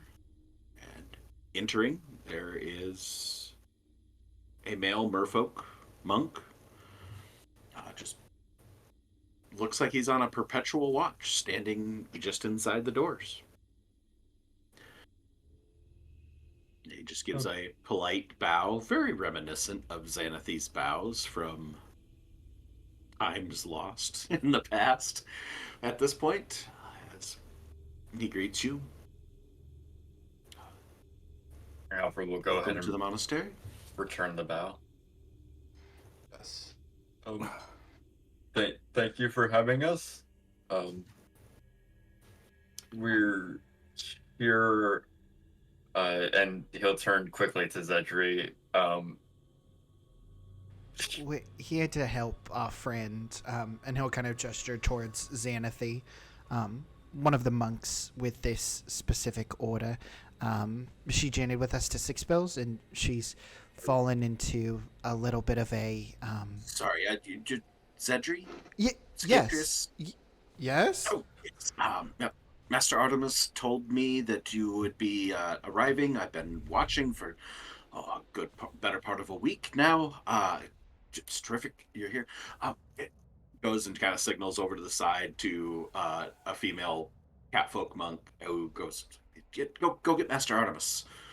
And she quickly, just hurriedly, maintaining perfect posture, just like speed walking back into the monastery. And after a few moments, you see the familiar face of Master Artemis, the dwarf that you met back in Airguard not so terribly long ago, who quickly comes out with a female dwarf monk at his side. Two of them follow that catfolk monk back to the where you guys are at. Xedre, good to see you. See you have Xanathi. Yes, just come with us. Glad you made it here. We'll take you back to the infirmary and get her all set up. Any change in anything? No. Honestly, the fact that there has been no change is kind of interest. Nothing shifted at all in her condition. But he'll like start walking with Master Artemis and look back to see if everybody else is following as well. Oh, Salinas is definitely following. Yeah. Kezia, Rhea, take our lost sister here. As the catfolk and another female dwarf come over and take Xanathi from Jofredier. I believe you were the one carrying. Yep, I'm carrying her, so I'd pass her on. Okay. So they take her and basically just like carry her like she's seated in their arms as they walk down the hallway and lead you off further into the monastery. And eventually reaching what appears to be some sort of an infirmary. Room's about 40-foot deep, about 15-foot wide. There's 4 beds on each side. All the beds appear to be empty and vacant, neatly made, clean white linens with a deep blue blanket over top, with the exception of one. One is occupied by a female human who appears to be very similarly comatose to Xanathi. Hey, that's just put her over here. So you said no change. Yeah, we'll get 2 things. Me and Akata. Well, yeah, she's going to take over. Main thing I told you before. I'm not sure. Maybe I didn't tell you before. I don't do a lot of the healing type stuff that some of the other monks specialize in. I am more in the combat training end of things. But Arkata here is a little bit more trained in that department, and she's been overseeing this patient's condition. Yeah, a lot has happened that I got back from Airguard and found that this woman had been dropped off with very similar symptoms to Xanathes. Uh, a bit disconcerting that there's more individuals that are being affected by this. But we've been attempting to heal her, have not had any luck. But hopefully, maybe with having more patients, maybe that could be a positive. Right, right. Just kind of like gives a nod, like just stay in your lane, Artemis. Do you have any sort of like identification as to who this other woman was, or who Oh, brought her? The person that brought her in didn't have a name for her, um, but we did, going through her belongings in order to safeguard and inventory them and everything, everything appropriate. But it found some indications maybe her name might be Brit. Uh, Nothing beyond that. Had a few weapons on her, some other base supplies. I imagine she looked like somebody that could probably hold her own. Um, Maybe was into some little bit more dangerous things like yourselves. But yeah, she was brought in by an Okarian knight, somebody with the Keepers of East Shore. I would, like I said, I wasn't here, but Did they have any information as to where they found her? I've,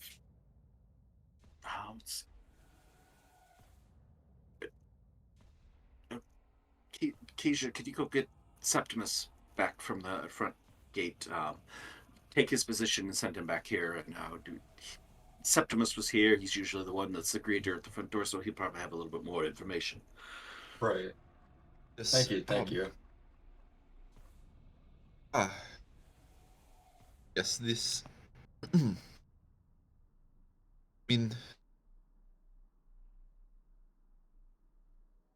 Well, this it is. is trouble. Oh, Go ahead. it is troubling that this is still happening, but not surprising. There must have been at least 40 people in there when we were there, and we were only able to save a dozen or so.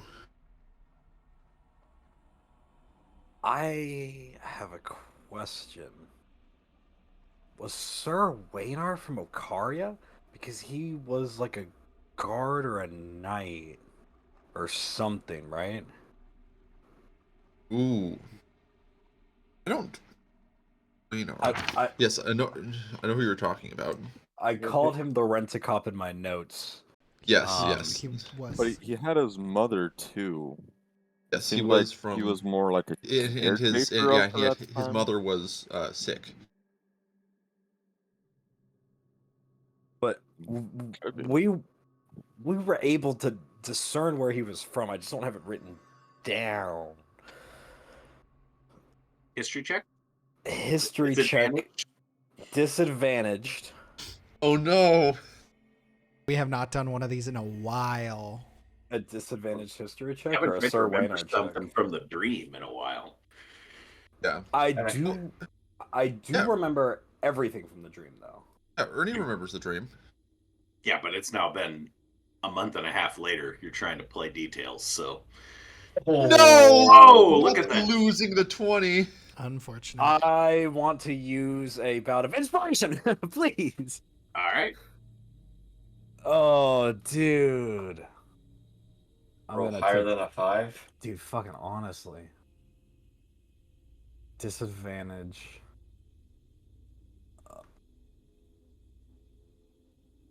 It's better. And dropping the 19 and 19. dropping the 20. God damn. Nine. Brutal. Yeah, you do remember him being a knight, but you don't remember where he was from. Ah, I wasted my inspo. No. Okay. And then I would also assume just based off of that 9 roll that Brit wouldn't look familiar either. No. No. Okay. Um.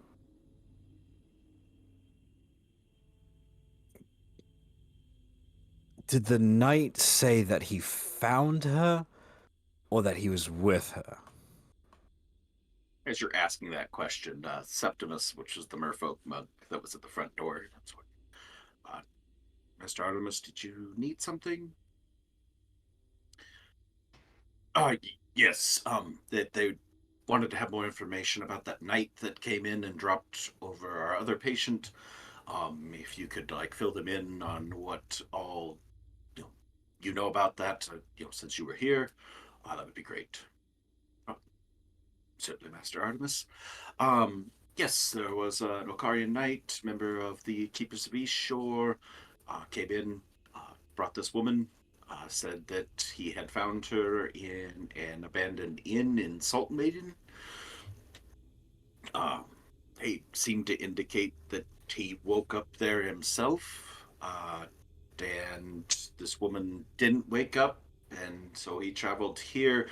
Uh, Something about he knew somebody that had connections here in Ashmane, and thought maybe this was the place to go for treatment. It seemed like he was from the East Shore area, but beyond that, I don't know a lot. Um, What does this individual look like? Uh, Dusty blonde hair, military shortcut. um, Typical East Shore keepers, green plate armor. could I Older. could I pull another one of these and do I remember enough about what he just looks like to pull the Sky Self turn into Waynar Dude, and Sir Waynar?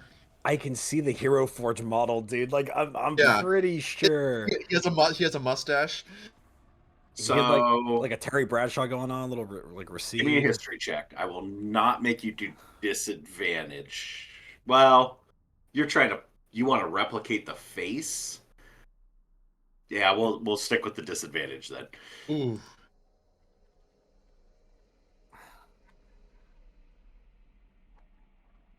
We'll see if we can pull this off. 12? Okay. 12? Not terrible. Better than a Not, 9. not bad. Not Yeah. bad.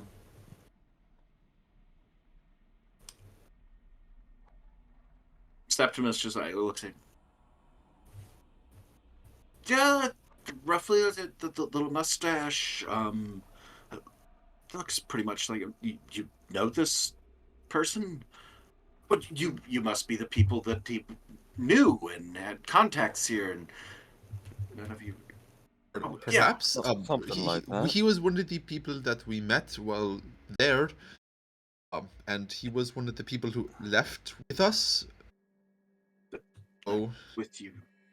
left the Sorry, I'm a little bit don't know exactly. Just he said something about that he knew some people here. It's a long story. Did You you know, That's us.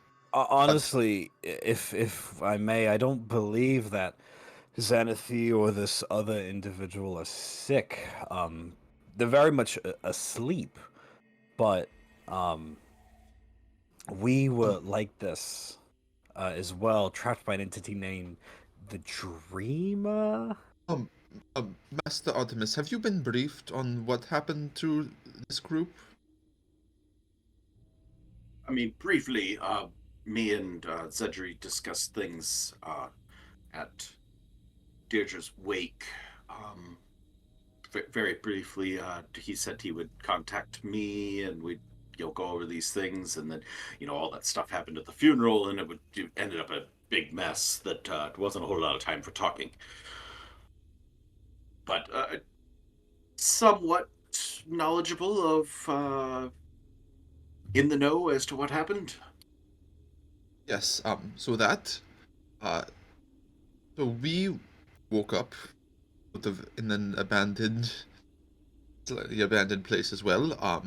And Xanathi didn't. So we were sort of in a similar situation to him. Um, yes. well, we'll do every Arcta and all of her you know, trained professionals here will do what they can, do everything they can to help Xanathy as a student here and member of our family. Um, Unfortunately, we haven't had much luck with the woman, but like I said, I'm hoping maybe things can go a little bit better with multiple individuals. And One last thing. Did this individual say where he was going once he dropped her off? Artemis just look over at Septimus again. Septimus like, I mean, I presumed he was going back to the service with the East Shore uh, keepers. I mean, you could check in at their location here, but I kind of got the impression Salt Maiden was home. So, Right, right. Well, sorry, thank you. no, not a problem. Perhaps we can. Speaking to the group, Jofredier is going to say, well, perhaps we can chat there later on. Maybe we'll find Sir Waynar. Xedre's kind of flipping through one of his notebooks frantically, and he has this kind of like loose leaf page. There was like a lot more than that, though. I have a list of them, and it's his fell here, made here, and died here list. So that there was Silent. Was that somebody's name? Yes, he- that was someone's name. That was He that was- lizard man. Yes, he was the lizard man. Okay. You- Xedre's adding details It's after each of funny. them. He was very funny, yes. There was Brana. The farmer? No, that was Maddox's daughter, I believe. Okay. Sounds right. Sorry, the book guy. That was. That was was Maddox. Okay. Maddox. Brett, book guy, was book guy's he- daughter. He was another half person, manling. It was a dwarf. A dwarf, yes. There was Sir Wayner and his mom. Yes. I believe that's who we may That's- have that's been who we speaking think. about. Okay. That's who we've been talking about. Yes. Genevieve. Jenica? Genevieve. Yes. Genevieve. Yes, the Genevieve. mother. He'll Genevieve. cross out Genevieve and write Genevieve. And then there's also Saban?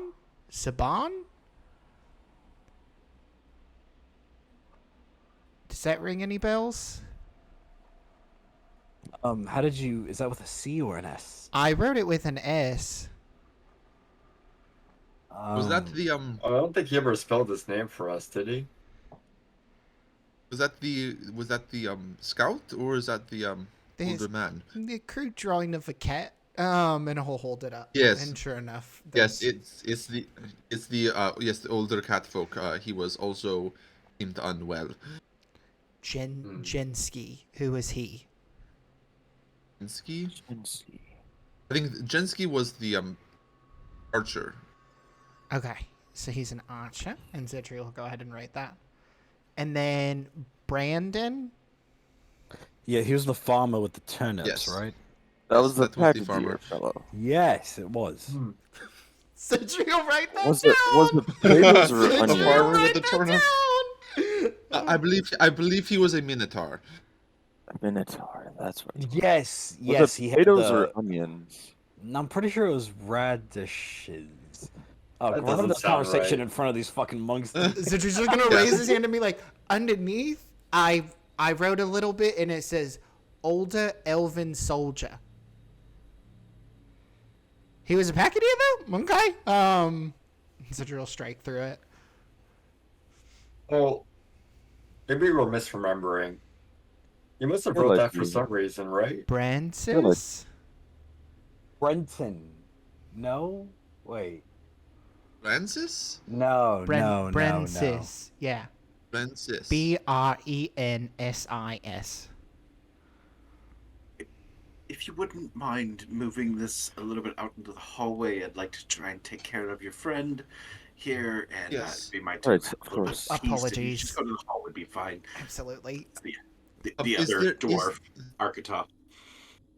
um, really, is there anything else that we can do to help? I mean, not at this moment. We're going to evaluate the case, and then we will work through what we have for different alchemical concoctions that we can create here, and work from there. If things get to a really serious point, which Mother Saren's been keeping eyes on this, she may possibly get involved and start working on maybe trying to concoct something new. But let's check back as she's away at the moment, but she should be back in the next couple days. So, Right. Well, thank you. Salinas will give a very deep bow. that's kind of like shooing you out the door. She If goes you like a half bow. If you have any way to influence dreams, it might be something to look into. And Keith will kind of say that as he's being shooed. So Master Artemis stays with you and just like kind of helps usher you guys out into the hallway, and then stays in the hallway as you guys are going through your laundry list of who are these people.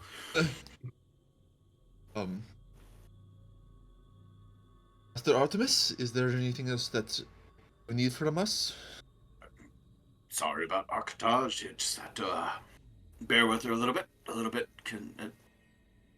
Timing is not great. I mean, glad that Xanathi is here, but there's some sort of a disease outbreak in Big Vent that's causing some problems in town, and they were going to be sending a group in to go do that. And she was supposed to be leading that. But, obviously this has got very good importance too, so she might be a little bit stressed or a little bit intolerant of interruptions.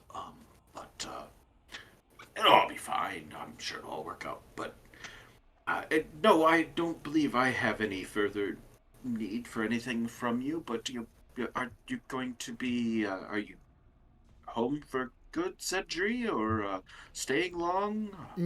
No. We have a few things that we need to do here in Ashmane, and then we're probably going to be back off to Sixbills, since we are homeowners now. Oh, that sounds nice. Yeah, I mean, are you staying somewhere here and staying at home? No, we're staying at a tavern. We're staying at the Ashmane okay. Parlor, over by the docks. All right, all right. So if I need to get a hold of you, if there's any change or anything like that, just check in with you at Ashmane Parlor. Everything all right? Honestly, Zedri's kind of like flipping through these notes again now. We really didn't just sit down and just go through all of these at any point, did we? I know you kind of tried to give Alfred and I a crash course on what all happened, but a lot of these are just like jumbled up things. There's a sphere. What's a sphere for? Super underlined in his notes. We can talk about that later. Okay. Seems we have a lot of loose ends. Master Artemis, I do have if not too much of a bother, a couple of questions. Go right ahead. Is the disease outbreak in Big Vent have anything with the miners' strike that we've heard about? I mean, I haven't heard anything about miners' strike, but I suppose could be possible. The two could be connected. Be a bit odd, but it's. What am I saying? We're talking about people being stuck in dreams. How much odder can it get? So, Abler's Grove is in Big Vent. Xedre will say to Salinas. All right. Good to know. And the other thing, I actually have a bit of information to maybe follow up on what happened in Erdgard and in Maidenthorn, if you've heard about what happened there as well. I mean, I did hear about the Maidenthorn stuff until I got back here and received reports. Did you folks get wrapped up in that too? A little bit. We have a bad habit of getting sucked into those sorts of things. That's, And you, that's yeah, it sounds about right. but the person of interest who may have um intentionally or unintentionally, not sure yet, assisted in that. Um, the bookseller Mattox mentioned his name before. His listed destination was Ashmane. I didn't know if you've heard that name. If he had come to the Saying monastery. this individual is like responsible for all the awful things that happened in Maidenthorn? He have provided a book that allowed the person who was responsible to do what they did. It's like the same responsibility as selling a soul to a murderer, you know? We're more or Yeah, less so trying just to, wanted to follow up on that if you've heard anything. yeah, just more or less investigating. I mean, merchants come into town on a regular basis. Haven't heard about this Maddox. Maddox, is that what you said the name was? Yeah, Yes. haven't heard that name. But pass it along to the other students to keep an ear out for hearing any mention of that name. Um, I Speaking of appreciate it. students, I talked with Master Moonbeam in Six Bells, and I kind of am trying to follow a monastic tradition. I attained robes and everything, but I haven't really undergone like formal training. Do you think that with your combat expertise that you could possibly train me a little bit in your free time? well, be a bit unconventional to have a fire heart learning the ways of Briora, but I'd be happy to help you out with that. Do some training. Well, Might take some time, but I can at least get you started if you're going to be leaving. no, that'd be helpful. I was going to seek out the druids, but they're also kind of based out of Big Vent, so that kind of presents a little bit of an issue if there's this disease going around. Hopefully, training specifically in this order can assist with medicines. Yes, I mean, there's a large part of what the Aesopus is known for is training in toxins, poisons, and other harmful substances and how to overcome them and find cures. So you definitely could work with. Now, Arkatal's a little bit busy with the hospital end of things, but one of the individuals that's more responsible for the alchemy end of things could probably do some training there too. It might be a little bit more time than you have in mind, but if you can make the time, we could definitely get you trained, No, or at least started. that's fine. The other thing that was of concern, we we need to meet with the Oracle.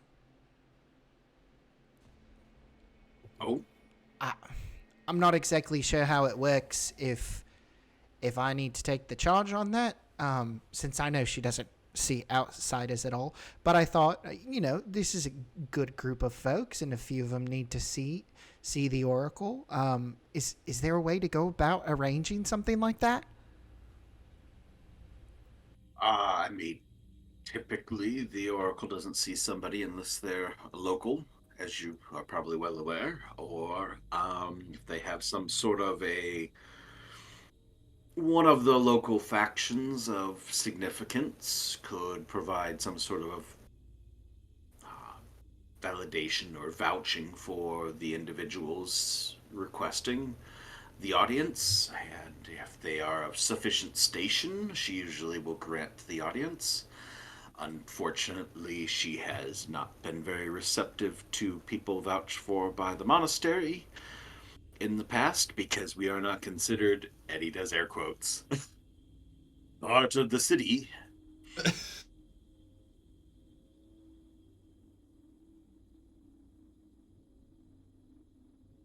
So, major faction. Hey, if we need to go to Big Vent, we can go ahead and talk to the Circle of Lava's Flame over there, and maybe the Druids could endorse everybody. I don't exactly think that my parents endorsing us is gonna get us entry. That's Alright. certainly could be a issue. It's a little bit of bureaucracy to get through to get into the Oracle. I mean, we revere the Oracle here just as much as anybody, but the systems put in place to prevent outsiders from taking up her time kind of tend to get in the way of things. If it comes down to it, we can go ahead and try to get some sort of endorsement from House Vinzine. They're pretty much our backdoor neighbors. But I guess that becomes the next issue then. And he'll kind of like look out towards everybody else. Well, stay safe. Probably try and avoid too much interaction with the Big Vent district until that's all cleared up. Hopefully, it's nothing major, and um, good luck in tracking down this knight or whatever else.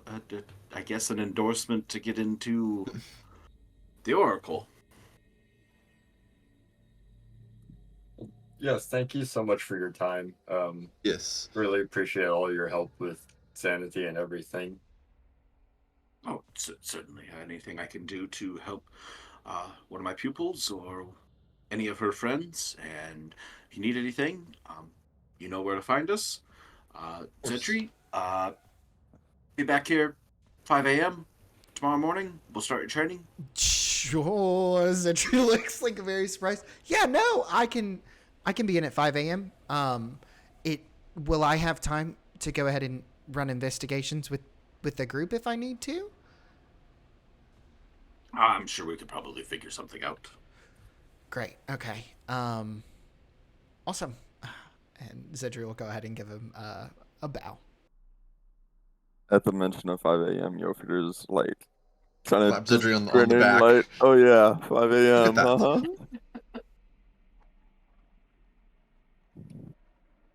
Jofrey, do you think you could get up a little bit early and get him do a little run over Oh yeah, we over to the probably can monastery? get in a run before.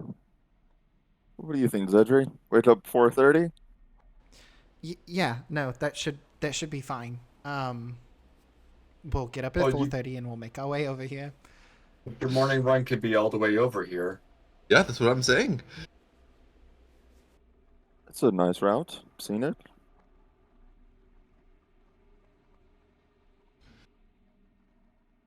All right, should we get going?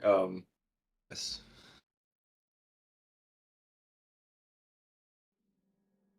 Kind I of. suppose Again, we have work to find and friends to make. Indeed. seems like always our problems at hand. Work to be done. Could be dealing with a minor strike, I suppose. Could be worse. Where do you think we could find out about that? Probably the miners guild. And if Well, not, we can take the waitress's suggestion and ask some of the miners tonight at the tavern. That Apparently, might that's be the where best idea. that's where we'll be staying. Apparently, hmm. All right. So should we get on to finding some work then? sure. Maybe one of the guild halls? Let's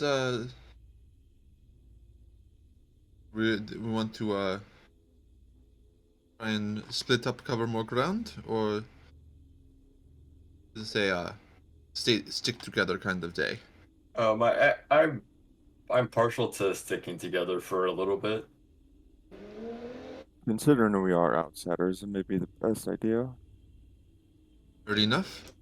Es- Are we outside? Are we outside the monastery at this point? Yeah, we're Up to you. walking out. Yeah, if you've Oh, yeah. been walking out, that's fine. Okay. Xedre, is there a reason why your parents can't endorse us? I thought they were one of the big factions. Um, no, it's kind of more of like a family-run business. We can try to Oh. see. I'm actually hoping that whenever we see my folks, if I can go ahead and get some sort of seal. After we had that encounter in Maidenthorn the first time around, it would be nice to have some sort of official signage. But I don't know. After meeting Voltavius and seeing what a big family is like, I'm not feeling so high up on the rung anymore. Hard to compete with Volt, but doesn't mean that your family doesn't have some sort of sway. They might.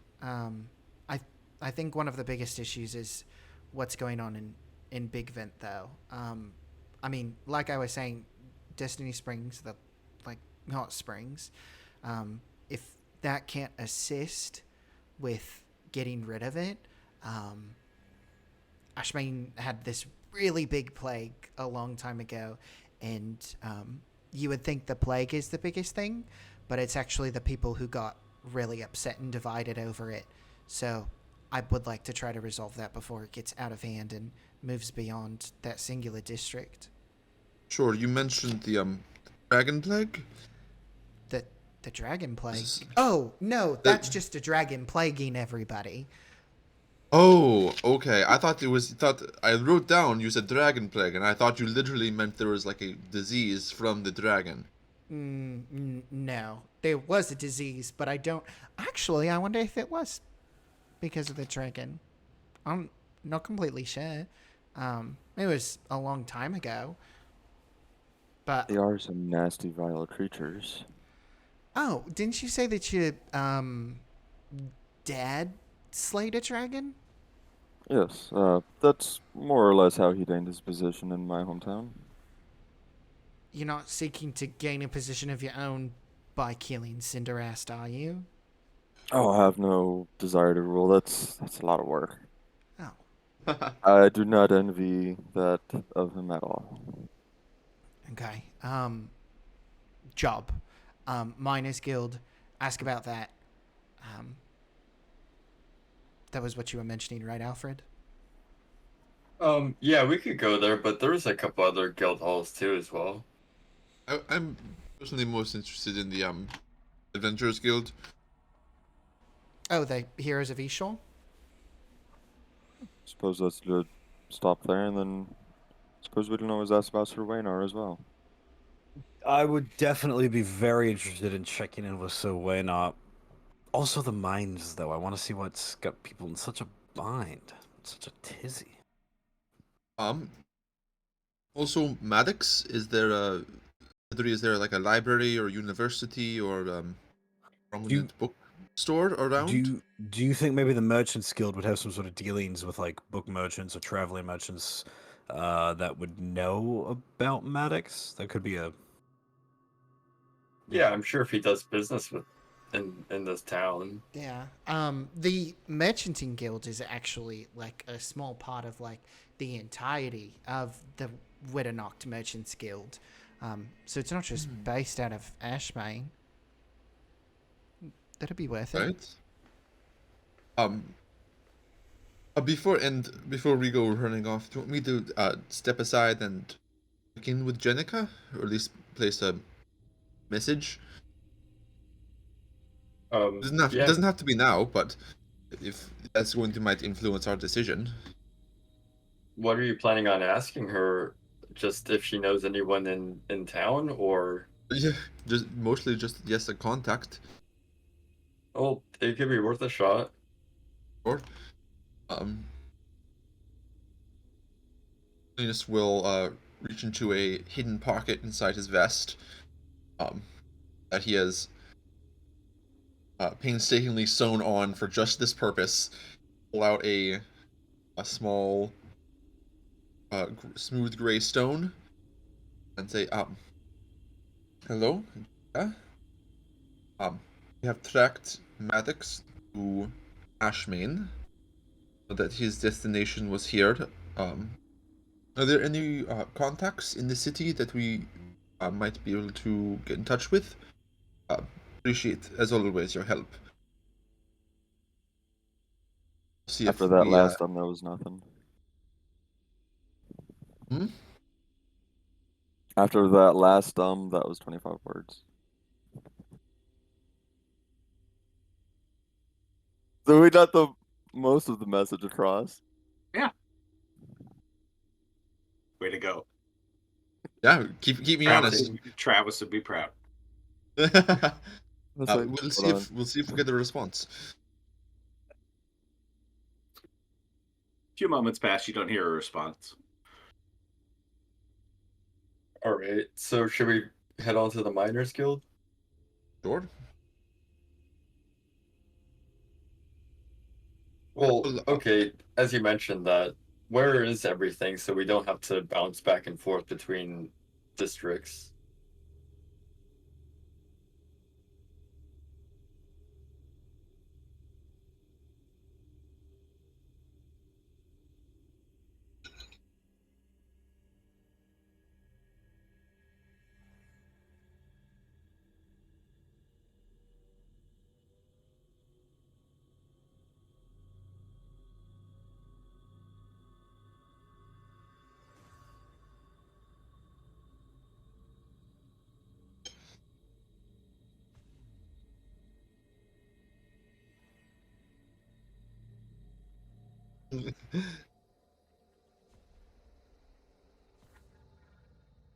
Uh-huh, uh-huh.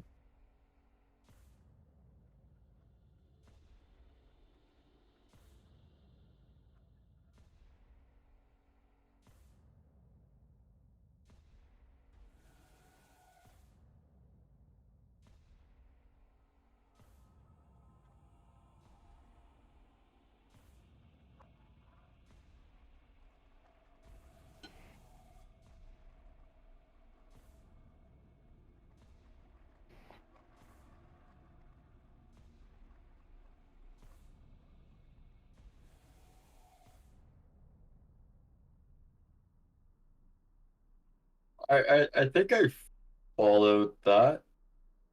right. Are the roofs actually colored differently? I was really hoping you would give me a cheap in. Okay. Then yeah, Xedre will sketch out everything, including some main points of interest. Right. And where would the heroes of Ishor be? Heroes of Ishor is he's kind of like looking around. Which district is that It's in? Destiny Flats, but or no. Merchant's No, Way. I'm sorry, that's Keepers. Merchant's Way, which is the one that's over by the Colosseum. Is that where the guild would be too? Yeah. Right. on. I suppose that's closer than the Merchants Guild. That would be the first stop. Sure. And the Miners Guild is seems not to be too far away. Where is Big Vent? It looks like it's pointing on the map that Xedre is sketching. It's up here in the north. Oh, that one's pretty far away. What do they call it? Big vent? Is there a lot of like geothermal activities that come up through the cracks of the earth? It's literally a lava vent. That's pretty fucking cool. Do people live there? Oh, that seems very hot actually. Abler's Grove is over there. But I mean, outside of that, not too much residential. Yeah, that makes sense. It would be kind of terrible if your backyard was on fire. Right next to Big Vent, though, Mid-Belt, that's a lot of residential area.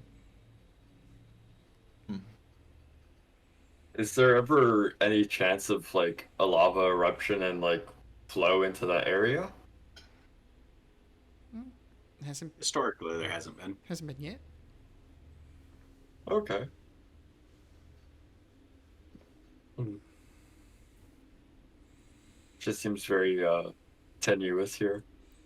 It is. Like there's an accident waiting to happen. And Xedre, where's your parents? Where's the crematorium? Xedre will not look down at the map, but he'll actually point over. Down there, street. My folks live down there. We live across from the crematorium. Yes, that is. Yes. All right. And where is that? He'll like walk like 2 blocks forward, and he'll literally point down. It's here. It's in Dragon's Gate? Yeah. Well, we're meeting your family first. Yeah, we're right here. Okay, I guess we could. Inside check. That's the closest. Cedric, you alright there? It's no, it's fine. Whenever we got here, I figured that you would be wanting to see my family first, and I did kind of want to put it off if I'm being completely honest. Look, I'm not. You want to wait? We can. It wasn't that far of a walk. Well, actually, right on the other side of it, and he'll point towards the there's like a gated off area that kind of leads back to like a manor. That's House Finzine. That's the one that I was talking about. If my house can endure, so we can't get the druids, they would probably be the next choice. Lord. Alright, so we have to make our way back this way. Yes. So if you are not feeling comfortable yet, where should we go? I suppose to the Pures of Yshar, huh? Would be the next closest. Yeah. And Lead the way. He'll lead everybody down. Rather than going that extra block so that we would pass by right by his house, he'll stop a block earlier, so that we can go down, and we'll kind of hug the wall, I guess, as we head out. You don't want to walk by your house and get seen by your family. No, absolutely not. Xedre's even trying to like walk covertly, like in this moment. He's much like smaller. He's not his normal, like kind of out there, extroverted self. Your mom's looking out the window, sees you walking down the street, starts spraying on the window. Firebolt. Nah, no. You think Artemis will tell your family that you're back? I don't actually know. My family doesn't really associate with the monastery too much. Me meeting Xanathe was kind of by our own accord. We weren't exactly introduced by each other's folks. And Xedre looks very disappointed when he mentions folks in Xanathe. I suppose there's a whole fire and water thing between y'all. Yeah. Now I'm trying to kind of shoulder both of the burdens, I guess. Well, from what we've seen, you've been very good with the water stuff so far. Thank you. Not the best at controlling water. Gonna work on that. More so just pushing it abrasively in one direction and hoping that the tidal waves sit where they need to. No, but it's still something commendable and respectable, Xedre. Even though I'm not exactly of the same opinion that any time away from Infernus is good, but the time that you have spent has granted you some bountiful sort of abilities and sort of ways of thinking and balance. It's been helpful. Xanathy moved with so much grace, and hoping to get there. I mean, I stopped wearing, I guess, my armor, and he'll kind of like gesture down, and normally there's like a thick padding underneath his shirt, but it's like not present. He just presses in, and the fabric hits his chest. That's freeing enough, honestly. Yeah, you'll probably end up moving fast, and I mean, if you get hit, it'll still hurt, but if they can even hit you to begin with. Yeah.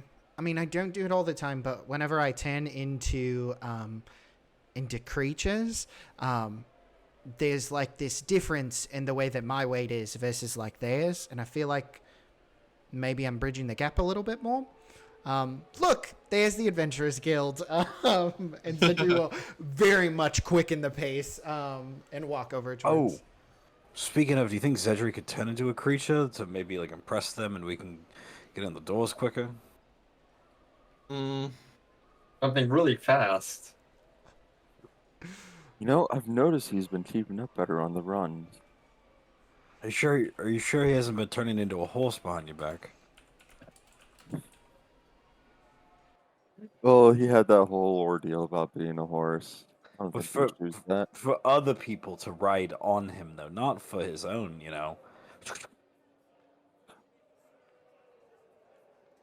What kind of horse would he be?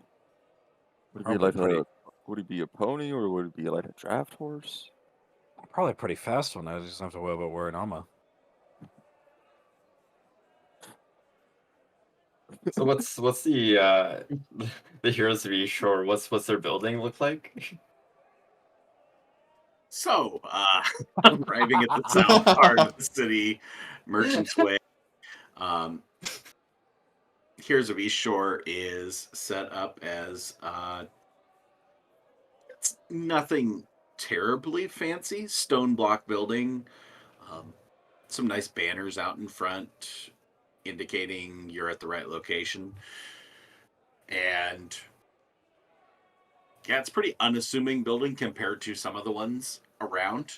The Miners Guild building, by contrast, across the street is quite ornate and decorated in fine silvers and golds inlays on the outside of the building, which seems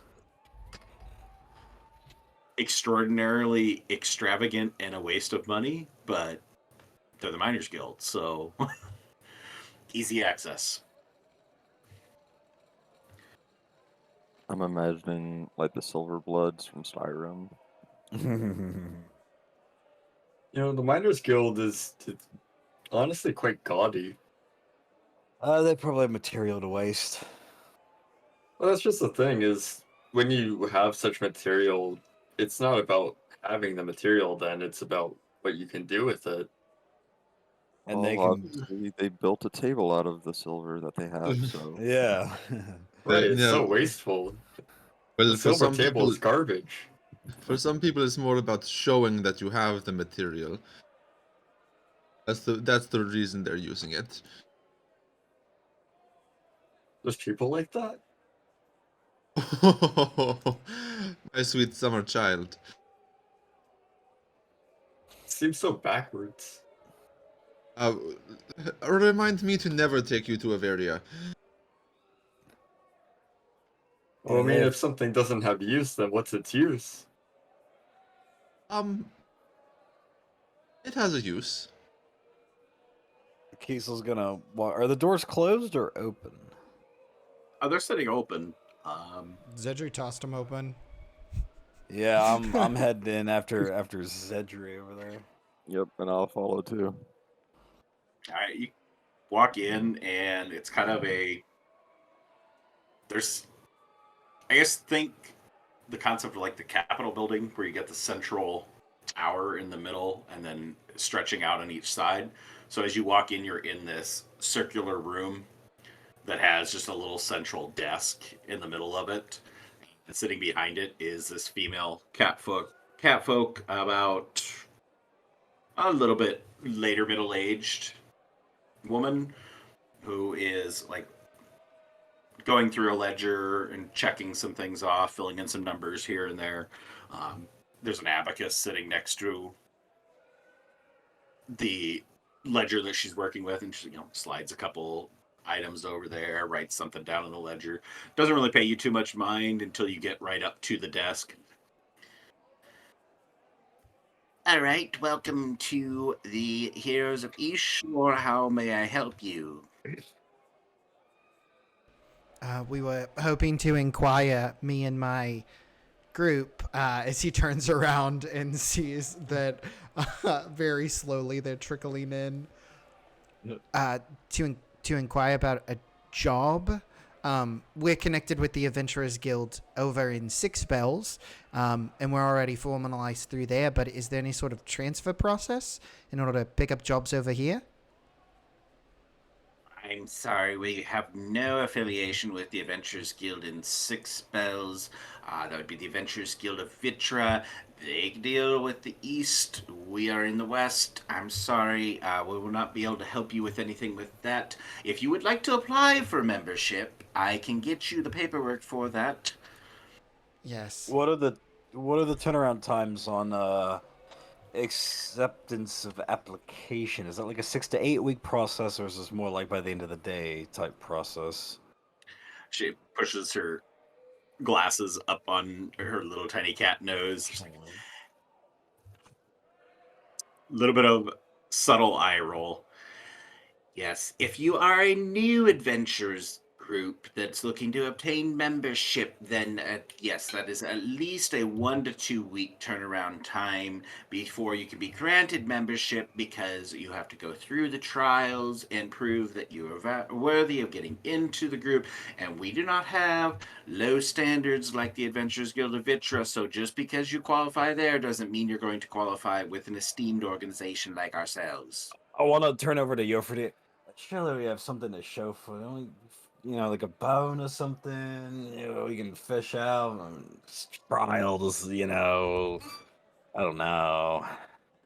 Is there any way to expedite the process if we sort of showed some feet?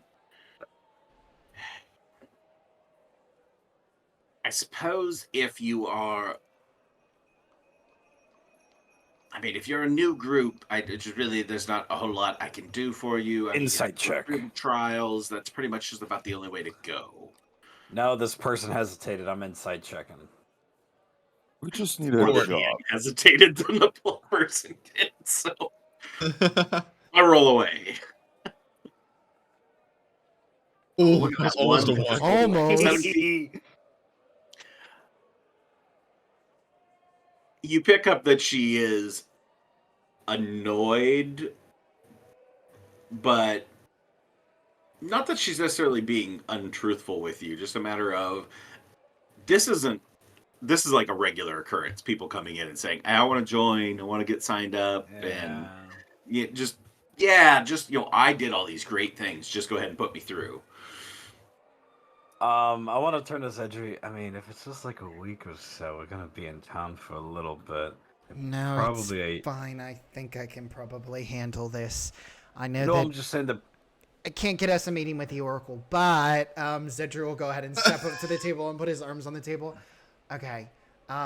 Yes, we are originally an Adventurers Guild from Six Bells, but we were specifically asked by my family, House Cicatrius, to go ahead and assist over here, especially after the onset of the disease that seems to be spreading through Big Ven. I work in a pretty medical profession, a little bit of a study of the druidic arts, and he's going to go ahead and try to conjure like a little bit of flame. Okay. Give me a persuasion check. Oh, Dude, if she just hits him with that K, Oh. Oh, she might. Oh, she might. Okay. I don't think I have inspo, so. I am well acquainted with House Cicatrius, and it's a pleasure to meet a member of the house, but sorry, we can't just be granting membership to anybody who comes in and says, I'm from House Ritas, I'm from House Cicatrius, I'm from House Benzine, I'm from House Dumbledore. Whatever you come in and just say, we got to have some proving of your capability, because if we put you out in the field to go try and take on missions or quests for our clientele and those that choose to post here, and you get yourself killed, then it reflects poorly on the guild. So we can't just take in green folks that are just going in for the first time, wanting to start out and just wanting to have the nice name. Did we get anything that would symbolize the fact that we won the Life Day Arena games in Six Bells? Like any medals or... That's No, East Coast. Don't matter just on the West money. Coast. Okay. Of course, that makes sense. You do have like a I can give you the pamphlets. application Yes, if you want to fill application. out your information, and we can start the processing. Like I said, 1 to 2 weeks. You'll be contacted within the first week in order to engage in the trials. And what kind of processing fee is there? Initially, there is a processing fee of 25 gold in order to submit the application. Then, at the time that you come back to do the trials, there'll be an additional fee of 75 gold in order to participate in the trials, because we have to go and hire other members of the guild to come in and take you through the trials, and that takes quite a bit of cost. That's taking time out of their day. I hope you can understand that all these things come with a certain fee. Yeah, no, definitely. It's just that we're from this usually an upfront fee of 150 gold, and all of that can be processed on the same day. This is somewhere different. Kiesel just kind of gently place a hand on his shoulder. I don't know how they do things in Six Bells. And No, that's fine. If but this place doesn't have an upfront fee to get this all done on the same day, it's we can wait 25, a week or it's part two. of it. If you're more 25 gold. if you're more concerned about acts that have been completed on the western continents, we did actually kind of liberate the town of Maidenthorn from this really big like zombie outbreak that happened. So I would say that we're kind of used to like outbreaks of some sort. You know, Wonderful. let's just I mean, I'm just going to tell you right now that if you're going and trying to claim responsibility for the deeds of other adventuring groups and use it to enhance your own reputation, that is a very serious offense. And if you are caught doing this, you will be denied membership and will be turned over to the authorities for trying to perpetuate a fraud. That is taken care of by a group known as Cybil Spear. That is not you folks. That was taken care of. They came in and they asked for membership. Get them signed up. Excuse me a moment, sir. I am talking right now. You can be polite and let me talk. Xedre, If Cybil Spear came in here today and they wanted to sign up, we would get them signed up right away. You are not Cybil Spear, so you're going to need to fill things out, and I will be making a note that you tried to claim things that they did as part of your application process. Okay, but here's the problem. We have the mascot here. This is Cybil. We are Cybil Spear. Do we have the fucking paperwork from Six Bells? You have that banner still. Do we have the banner still? From Airguard? I don't think that's not gonna. Oh, no, that's that's not from gonna work. Airguard. I'll look towards Xedre and Salinas. Yeah, come on, one of you has to have the fucking paperwork that shows that we're Cybil Spear, right? I have the misclaimed paperwork that we turned in the first time around, in which we misspelled the name. All right. Just why don't you? We will take the paperwork. Now, miss. If this is such an esteemed group, then surely you could check that we are Cybil Spear. Do you have some form of identification? We don't have any paper. Do I'm we here have for today. cards? Mr. Cicatrius, do you have some sort of bit of Shadow's portrait that you could provide to show that you are who you say you are, and that maybe a photo of your family, your adventuring family, I mean, that would show that you are Cybil Spear. That's We haven't been together long enough for a banquet of Shadow's portrait. My goodness, this is impossible. The red tape, it's atrocious. And Xedre's gonna turn around in a huff. Do we have the deed to our house? Yes, that was sold to Cybil Spear. Did we get a deed to our house? And if And whose name was it We under? really pissed her off, so I don't know if she... Did we get a copy of the deed? Yeah. And what names are on it? I mean, if you would have got a deed. But who would The have it? question is, would you have brought it with you all the way across Probably the ocean, not. or would you have left it in the house? That's fair. Yeah, we probably wouldn't have that with us. Like, part of me wants to say that Alfred would just like stuff it in the bag of holding, but like it's also possible that it could be in a house. They're equally like probable causes. So the miners' guild done. Well, perhaps we can take the Wait a minute. If you telepathic. know that he is who he is, and you know the members of Cybil's Spear, then you would know that he is a member of Cybil's Spear. And we have the dog as the mascot too. It's right here. I don't know anything about a dog mascot. I know who Mr. Cicatrius is. I don't have a membership listing of who's in Cybil's Spear. I know what they have done. And just saying that you helped liberate Maidenthorn and that's the only thing you've done. I know that Cybil Spear has done far more than that. Oh, really? What have they done? Wait, don't tell us. Oh, I'm trying to Don't tell trick you us. there that I tell you what it is. So Damn you can use it. My gosh, Kiesel. I just want to turn to Xedre. I just want to see what crazy shit she would say about us. No, the compliment was there, but still. Cedric, you hear a little voice in your head. From who? Chuck? You hear a little voice in your head. What does that You're in voice say? trouble. Yes?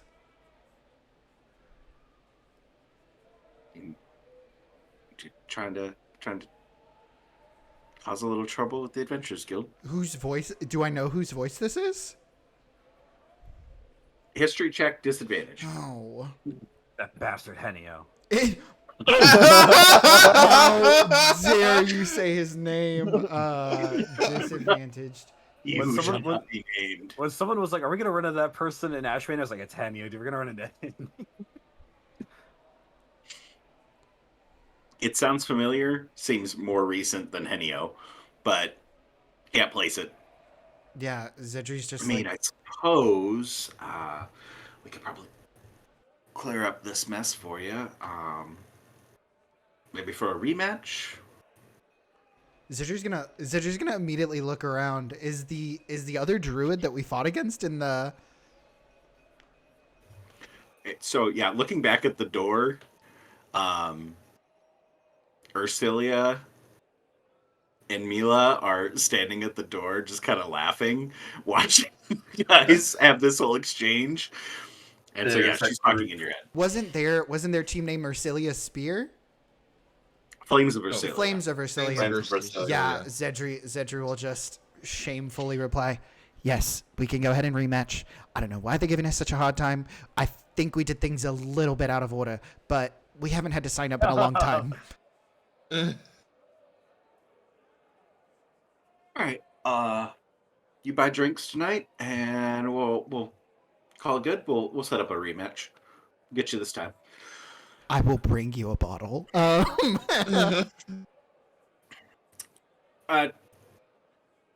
Yes. We can vouch that this is Cybil's Spear. You're making a darn fool of yourself. Yeah, we fought them in the arena in 6 spells, lost to them. Who the hell's going to come in here and say they lost to this lot? And Respectfully. yeah, with all due respect. Yeah. So if you just want to get that paperwork expedited, and you just kind of have.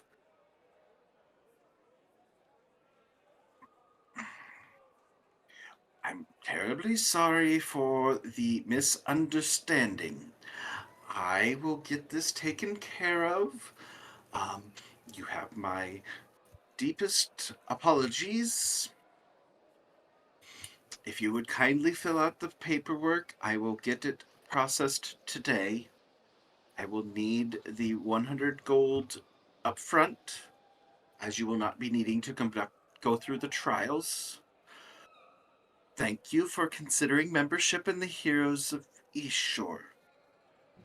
Thank you so much for your assistance. Very Thank sorry you. for the miscommunication. That was terrible. Does everyone want to pony up 20 gold? I can give you 2 plat. My brother in Christ, you're gonna leave me with 3 gold? Oh no! Jofredier will Yes. cover Alfred's. Okay. Thank you, Jofredier. You mean your brother in Infernus? My brother in Furnace. Oh, that's 2. I made a mistake. Xedre will pay his own way. It was honestly worse whenever I had to go through the merchant guild. That's why I never actually like formally went through it. I just had connections inside. Well, we need to get like a lawyer, somebody who can notarize some shit. That way we can all keep like identification. Cause I don't want this shit happening again. It's real embarrassing. And as he says it, I'm gonna look towards the catfolk lady, and I'm gonna flip my cloak, and in a royal purple shine, the cloak changes from being that dirty piece of shit that I like to wear to this ornate, beautiful purple cape with etched writing Cybil's spear on the back of it like a football jersey. Um, And I'm making sure that she sees it. You tried to intimidate while you- her? Waits not while you fill intimidated. out the paperwork and just stamps it, takes your funds, and if each of you guys want to deduct the appropriate amount of money, Yes, it did. Already did. and I was trying stamps to- a couple, like 4 different pieces of paper, and then goes and gives you this little bundle about the size of 4 inches wide by 3 inches tall. It's almost like a little wallet. That it's a leather bound thing with a piece of paper slid in it that has the emblem that she just stamped on there for the Heroes of East Shore, as well as your name officially emblazoned on it, so that you can take this and use this as your ID someplace else. So Alfred will put that in his bag of holding. You'll have it forever. if you would like to check out the quest board for possible jobs, we do have a few. If you need anything else, I would be happy to help you. Yes, there is one more thing, actually. Do you know a Sir Waynar? No. Alright. Right. Well, thank you for your your assistance. Telepathically, is Urstilia still there? Mhm. Telepathically, thank you so much for your assistance. Do you have the ability to speak telepathically with her? Yes, I do. I have the telepathic feat. Ah. Mm. I got 2 feet. Boo. Not a problem. Just I sound a be lot like prepared. Alfred. My sister can drink a lot. Oh, I remember. Was her sister the one that Kiesel was drinking with? Yes. Hanging out No, with? she was the Yep. Drinking, buddy. Hey, let's Yep. go. The one that tried to throw her weapon at the Reckoners as they left. yes.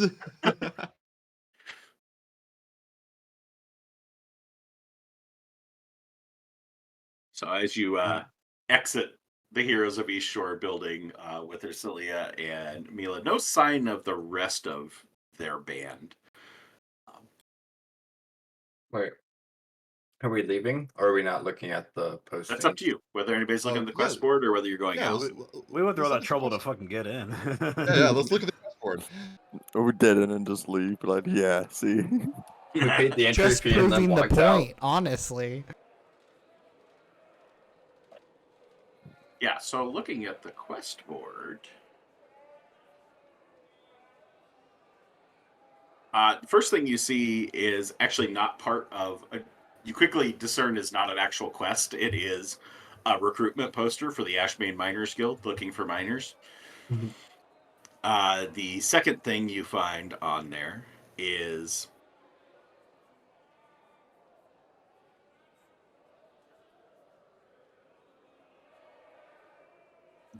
they are looking for individuals willing to go track down a other adventuring party from the Heroes of East Shore that has gone missing on its way to Swornsteed, which is to the northeast. How far to the small northeast? village. 3 towns, so roughly 50 miles. Bit of a trek. How much does it pay?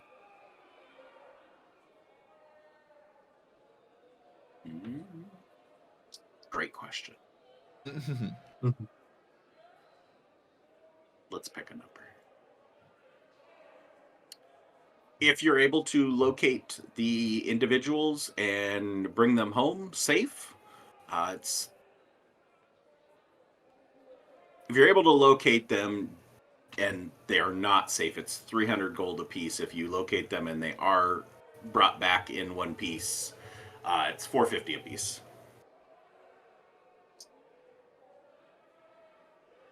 So each person of the other adventuring party, or each of us? Each of you. Okay. Okay. Cool. And the last one on there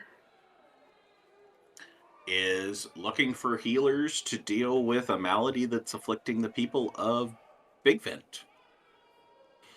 I think Well? I'd be great at that. Oh yeah. Have you trained in triage? Should say that. I did say it, but is it true? Well, if meeting their gods is triage, yes. Oh, then we might have different definitions. Perhaps.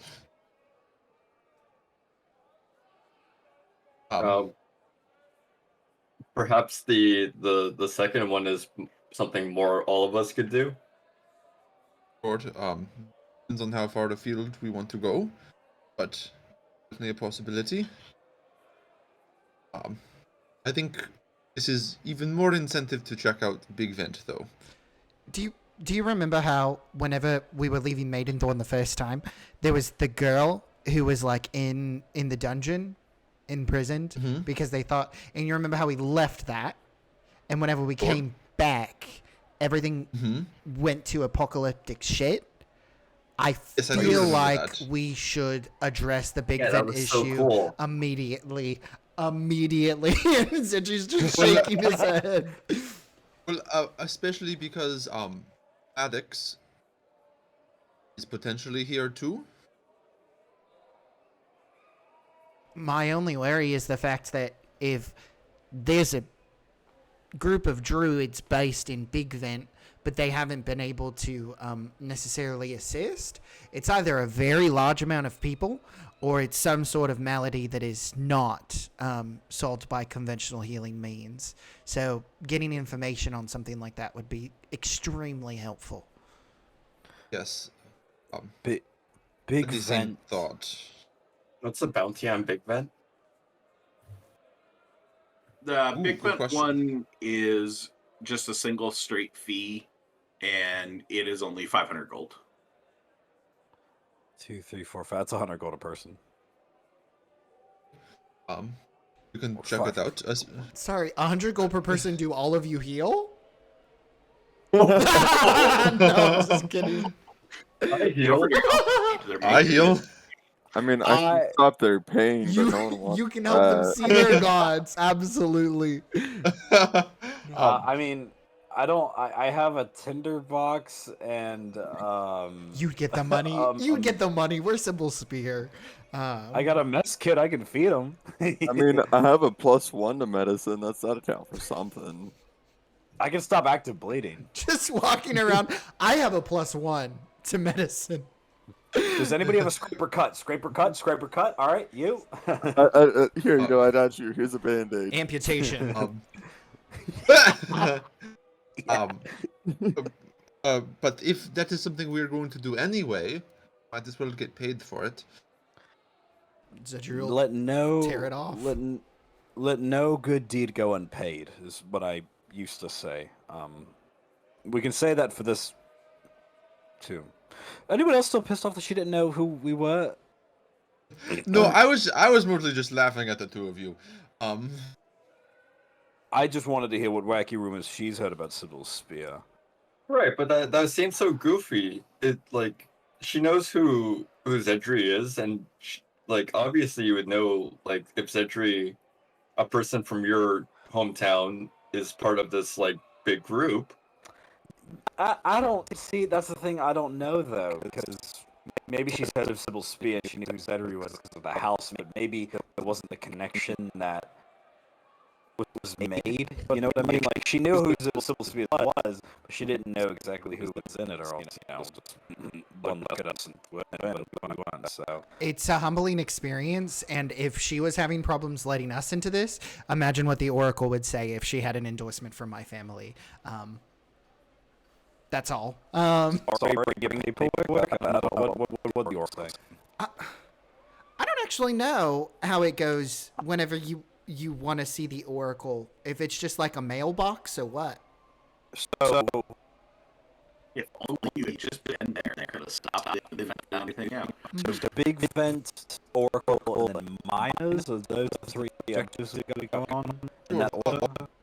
Ursilia, what brings you to Ashmane? Making the rounds, fighting the Fair pits, enough. take on some jobs here and there. What doing Yeah. what we do, adventuring, I suppose they call it. So And that is What's fair. what's been the best job as of late? honestly, we just got in yesterday. Haven't really had time to do much. Callista got us all signed up and set up here. He really should find a manager. It does wonders. No, I mean, Where do you find someone that you could Anoria trust is like great, that? but Anoria is great, but she is sort of just based in 6 spells. Plus, she's got her own business. Well, there is a Colosseum here too. I did notice. Perhaps if we want to do an early match, we could look into that. We'll see how much you want to go fight anybody else until we kick your asses this time around. Oh, you Well, think that the outcome will be any different? That's amusing. Well, I know we can get a lot more done getting signed up for things. They knew who we were, so that says No, something. You guys got lucky last it does. It knew of us. How Least- do you manage that though? What was Right, we're just. Oh, go ahead. Sorry. what was the thing that indicated that you were who you said you were? Nobody came in and vouched for you, I'm guessing. Callista keeps a record of everything we've done, gets endorsements from every place that we complete missions for, make sure she gets a stamp and some sort of indication from them that we've completed the task. And then, yeah, keep that book on with her at all times so that she can go and provide proof that, yep, we've done all these things. Here's the symbol from all these different places, their sigil, and pretty simple. Right, fair. All right, we're just a little bad at marketing. That's what I said. Get yourself a manager. Do you wonders. But Did you go to a place for that? Is there like no, just Callista's really good at that type of stuff with the paperwork, and she does a good job keeping things in line. Anyway, drinks on you. I mean, where you staying? Where can we go pick these things up? Do you guys got a good place?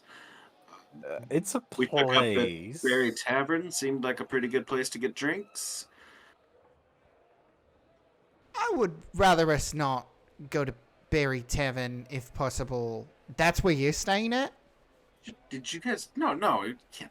I don't think they had any rooms, but you just didn't blow all that money already, did you?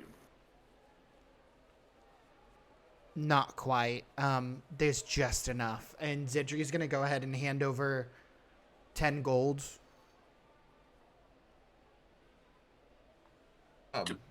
Getting first round taken care of? Oh, certainly. We're at Yeah, Ashmane parlor, the docks. We just came in early, well, late last night, early this morning. It was hard to tell. It was still dark. But we just needed a place to sort of get a bed, you know? We have some work to do, so hopefully this counts enough as an upfront payment for the first round, and then we'll catch you for the second one. Sounds good. We'll see you at the Berry Tavern. All right. Yeah, good. Keep us a seat. No promises, but did hear good things about there'll be some performer there tonight. Should be a good show. All right, and then we'll be off. All right. Berry Tavern's like really nice, and I hesitated to say that we should stop by because it is quite expensive. So we should probably get one of those jobs under our belt quite quickly, so that we can afford all of the rounds that they're going to be wanting. Oof.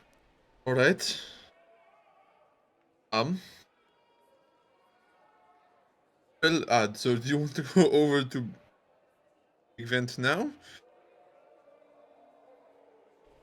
The Miners Guild is right over here.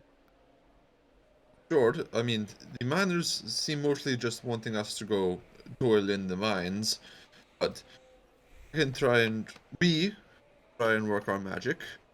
I'm sure it'll work just as well as it did here.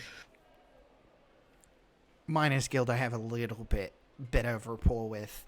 But I will say, if we're going to Big Vent, one of the mine entrances is over near there.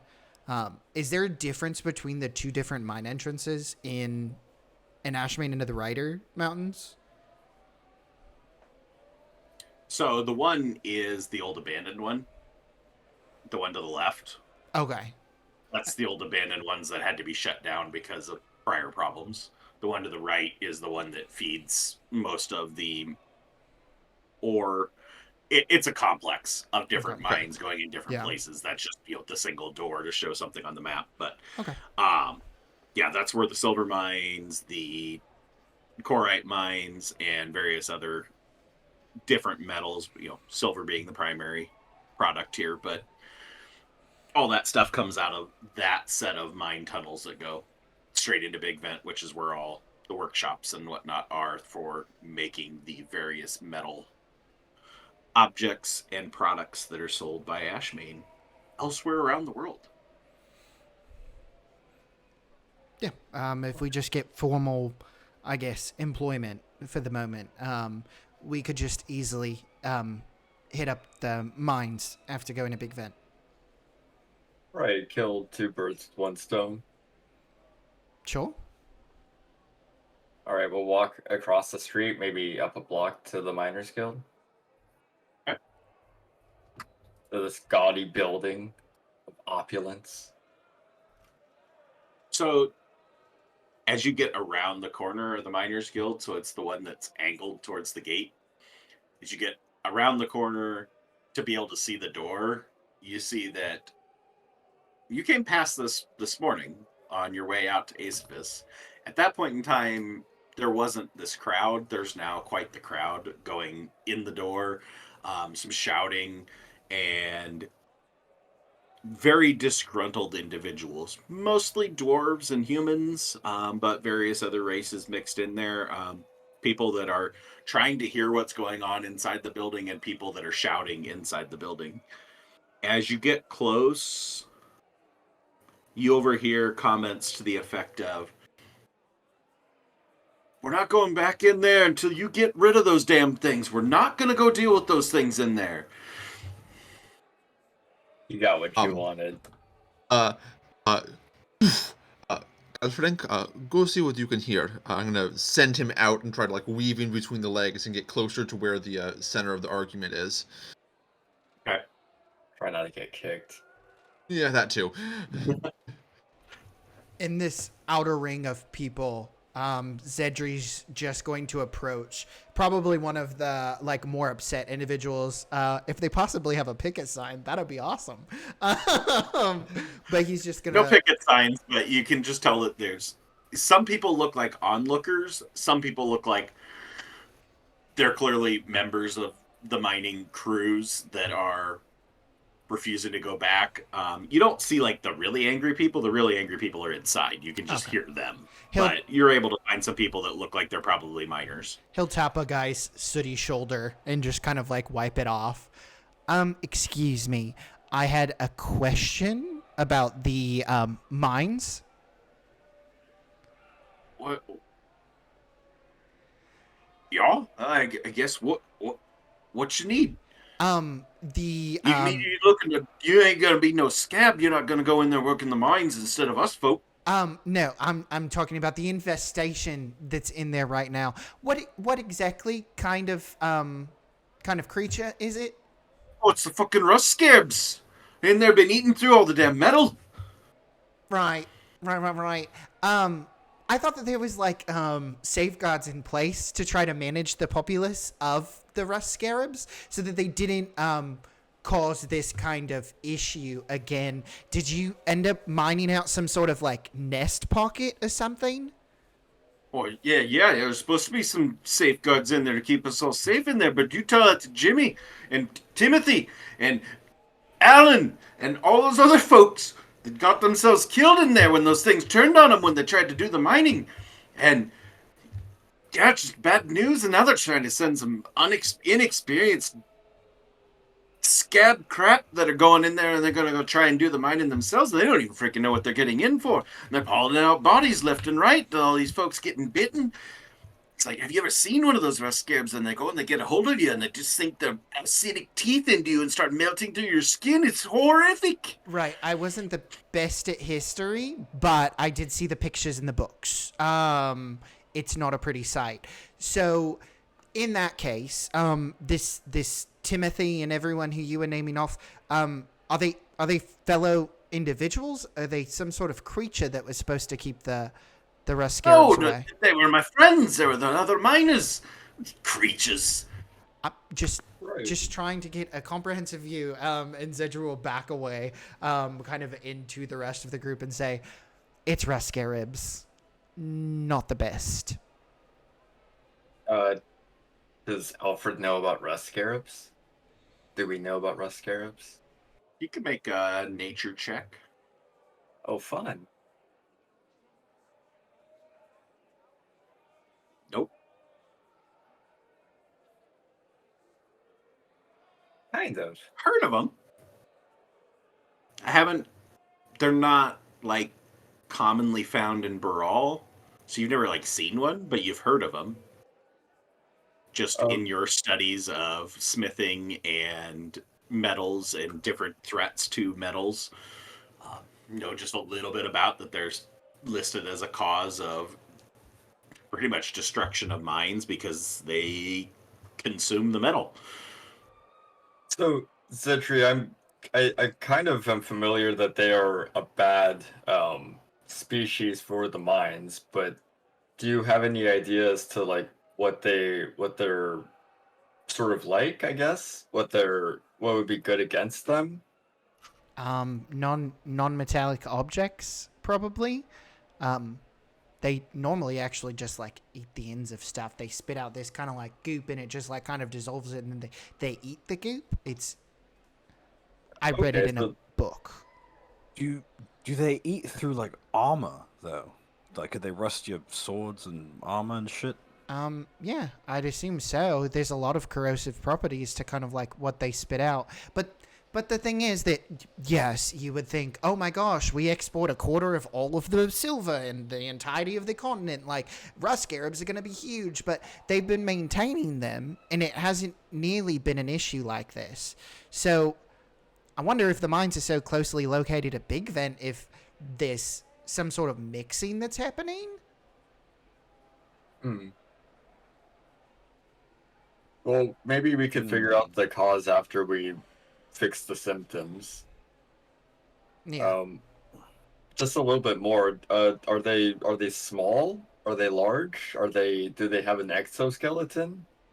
Do they have an exoskeleton out of the metal that they consume? So AJ doesn't actually know this. So they're about the size of Galfrank, of a cat. So Okay. they are quite massive insects by Insects. regular insect standards. More so it's the swarming issue of large amounts of them. Think the mummy and the scarab beetles going, except for they don't climb in your skin, they just melt through your skin. So visceral. That part is very accurate as to what Xedre described as to the basically spitting out this acidic compound that melts through so that they can then consume. Are they metallic as well? Do they No. compose? Okay.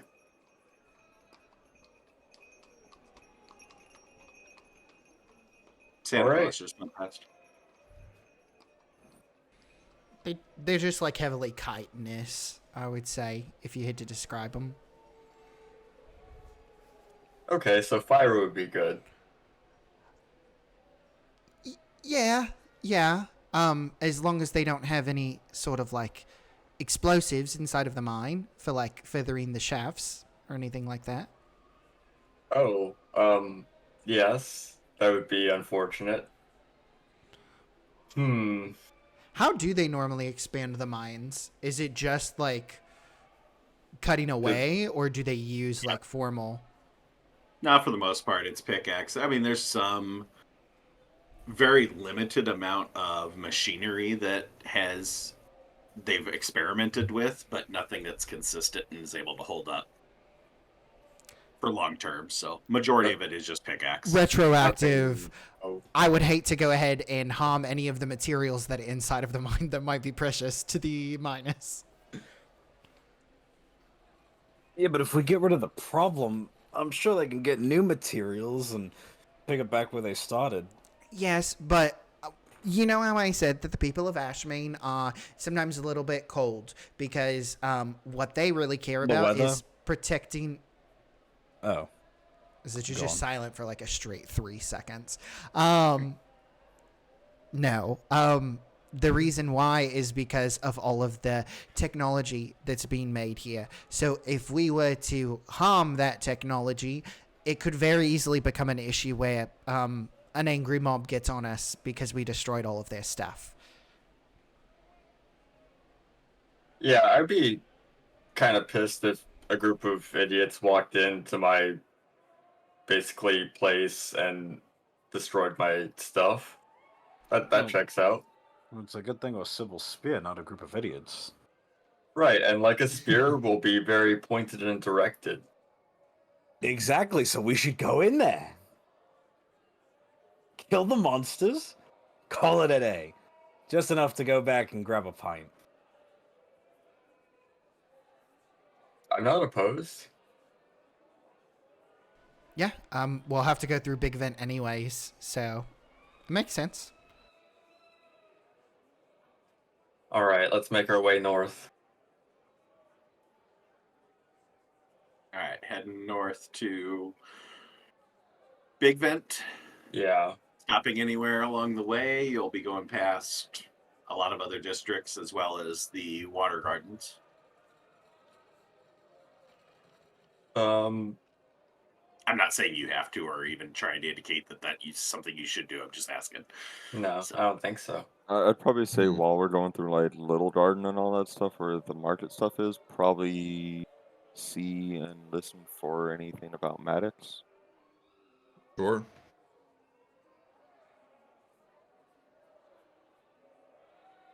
Just if Okay. someone is casually talking about Maddox. I don't know, see if you hear anything about a dwarf bookseller dude, or if we Would- see him. Would If we Big see Vent a book. would Big Vent be the place to Well, ask Big them? Vent's all the way north. We're going up through Little Garden, which is where all the market stuff is at. So I mean, Indeed. while we're just walking through, just keep our eyes and ears open. You Yeah, might you're have a going through shop. Merchant Way, Little Garden, Silver Spires. Those are all merchant districts. So Yeah. Mm, Lots of Keep places eyes to and ears potentially open. be listening. Okay. Each of you that's keeping an ear out, give me a perception check. Did Jofredier talk about this? I mean, yeah, I mean, we are all also looking for Madits anyways. Okay.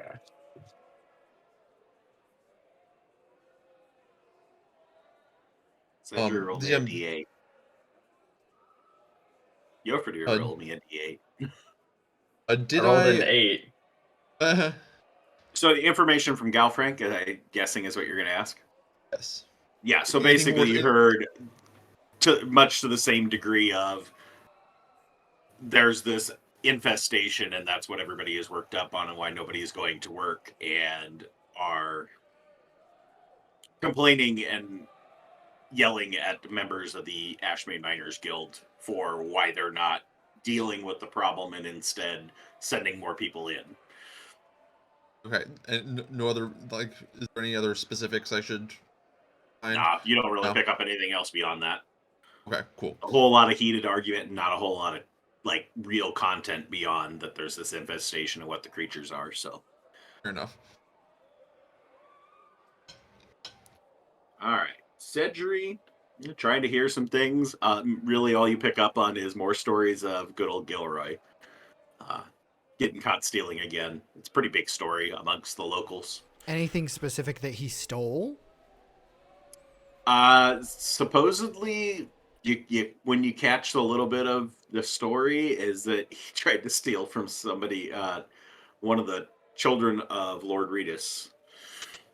He's dead. He's dead. If he doesn't go to the dungeon, he's getting murked. Jofredier, you hear about Berry Tavern as what perks up your ears. That there was some sort of a meeting held there last night, trying to recruit to some group, allies of the something. Don't really know, but it was pretty public. Wasn't like some clandestine meeting, some public recruitment meeting recruiting for this group. That's some noobs. They're trying to get into the Adventurers Guild. Good luck. Good luck. And Alfred with an 8, you don't hear anything of note. Yeah, I didn't think so. All right, you guys make your way through town, heading up to Big Vent. And as you get to Big Vent, you quickly see signs of the illness issue as a lot of coughing, individuals that are severely ill. Is there any Wow. sort of like post or like medical station that we can see as we walk up? Not as you just first make your entrance into Big Vent. Mostly you just see all these individuals that are ill of varying degrees. The first thing that you catch is this cough that they're giving off, but presumably it's more than just a cough. But everybody you see that doesn't appear to be coughing is also attempting to like has scarves wrapped around their face. Um, it's cold, so that's not necessarily indicative of anything, but the consistency amongst the people, presumably they're doing something to try and avoid picking up whatever might be expelled by these individuals coughing. And you actually notice that there's quite a few members of what appears to be some sort of either military group of some sort, whether it's mercenaries, local guard. Xedre, you'd recognize it as being it is a mixture of people from the Keepers of East Shore as well as from the Ash Watch, that are like attempting to keep people from leaving the district. They don't have any problem with you coming in, but they're attempting to keep people from leaving the district, to presumably keep the infection in. Is there any sort of definitive color differentiation of the ash between like the district of Big Vent and the rest of Ashmane? Give me a perception check.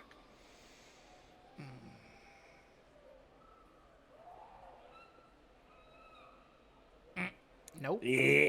That you notice, it seems to be pretty much the same. as far as you can tell. I mean, there's more of it, and that's typical that there's more ash up in this part because you're closer to the mountains, closer to the volcano, and obviously to the lava vent itself that feeds a lot of the forges up here. So it's nothing distinctive to tell you that there's something different about the ash here versus anywhere else other than just the amount, and that from your experience is common. Everybody give me perception checks. With quadruple advantage. Oh yeah. Drop the lowest. I don't need it. I got a 20. Damn, you Nice. in the 20s tonight. I've Holy been on crap. fire this session, though. Even dropping 20s. Oh, Ooh, 21. 21. Wow, Alfred, that might be your highest perception check. Of Ever. Yeah, of the night. Of the Yeah, whole ever. game.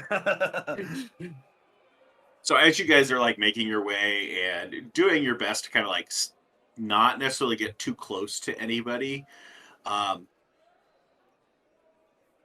you ever like look down at your arm to like itch at something and see this little kid pull their hand away, and looking at their hand, you can tell that their hand is all ashen gray, and there's a little spot on your arm that has, at first glance, you think they've just like marked you with ash, but as you touch it, you notice that your skin is like brittle and flaky right in that spot, and that it's just slowly moving out from that central location.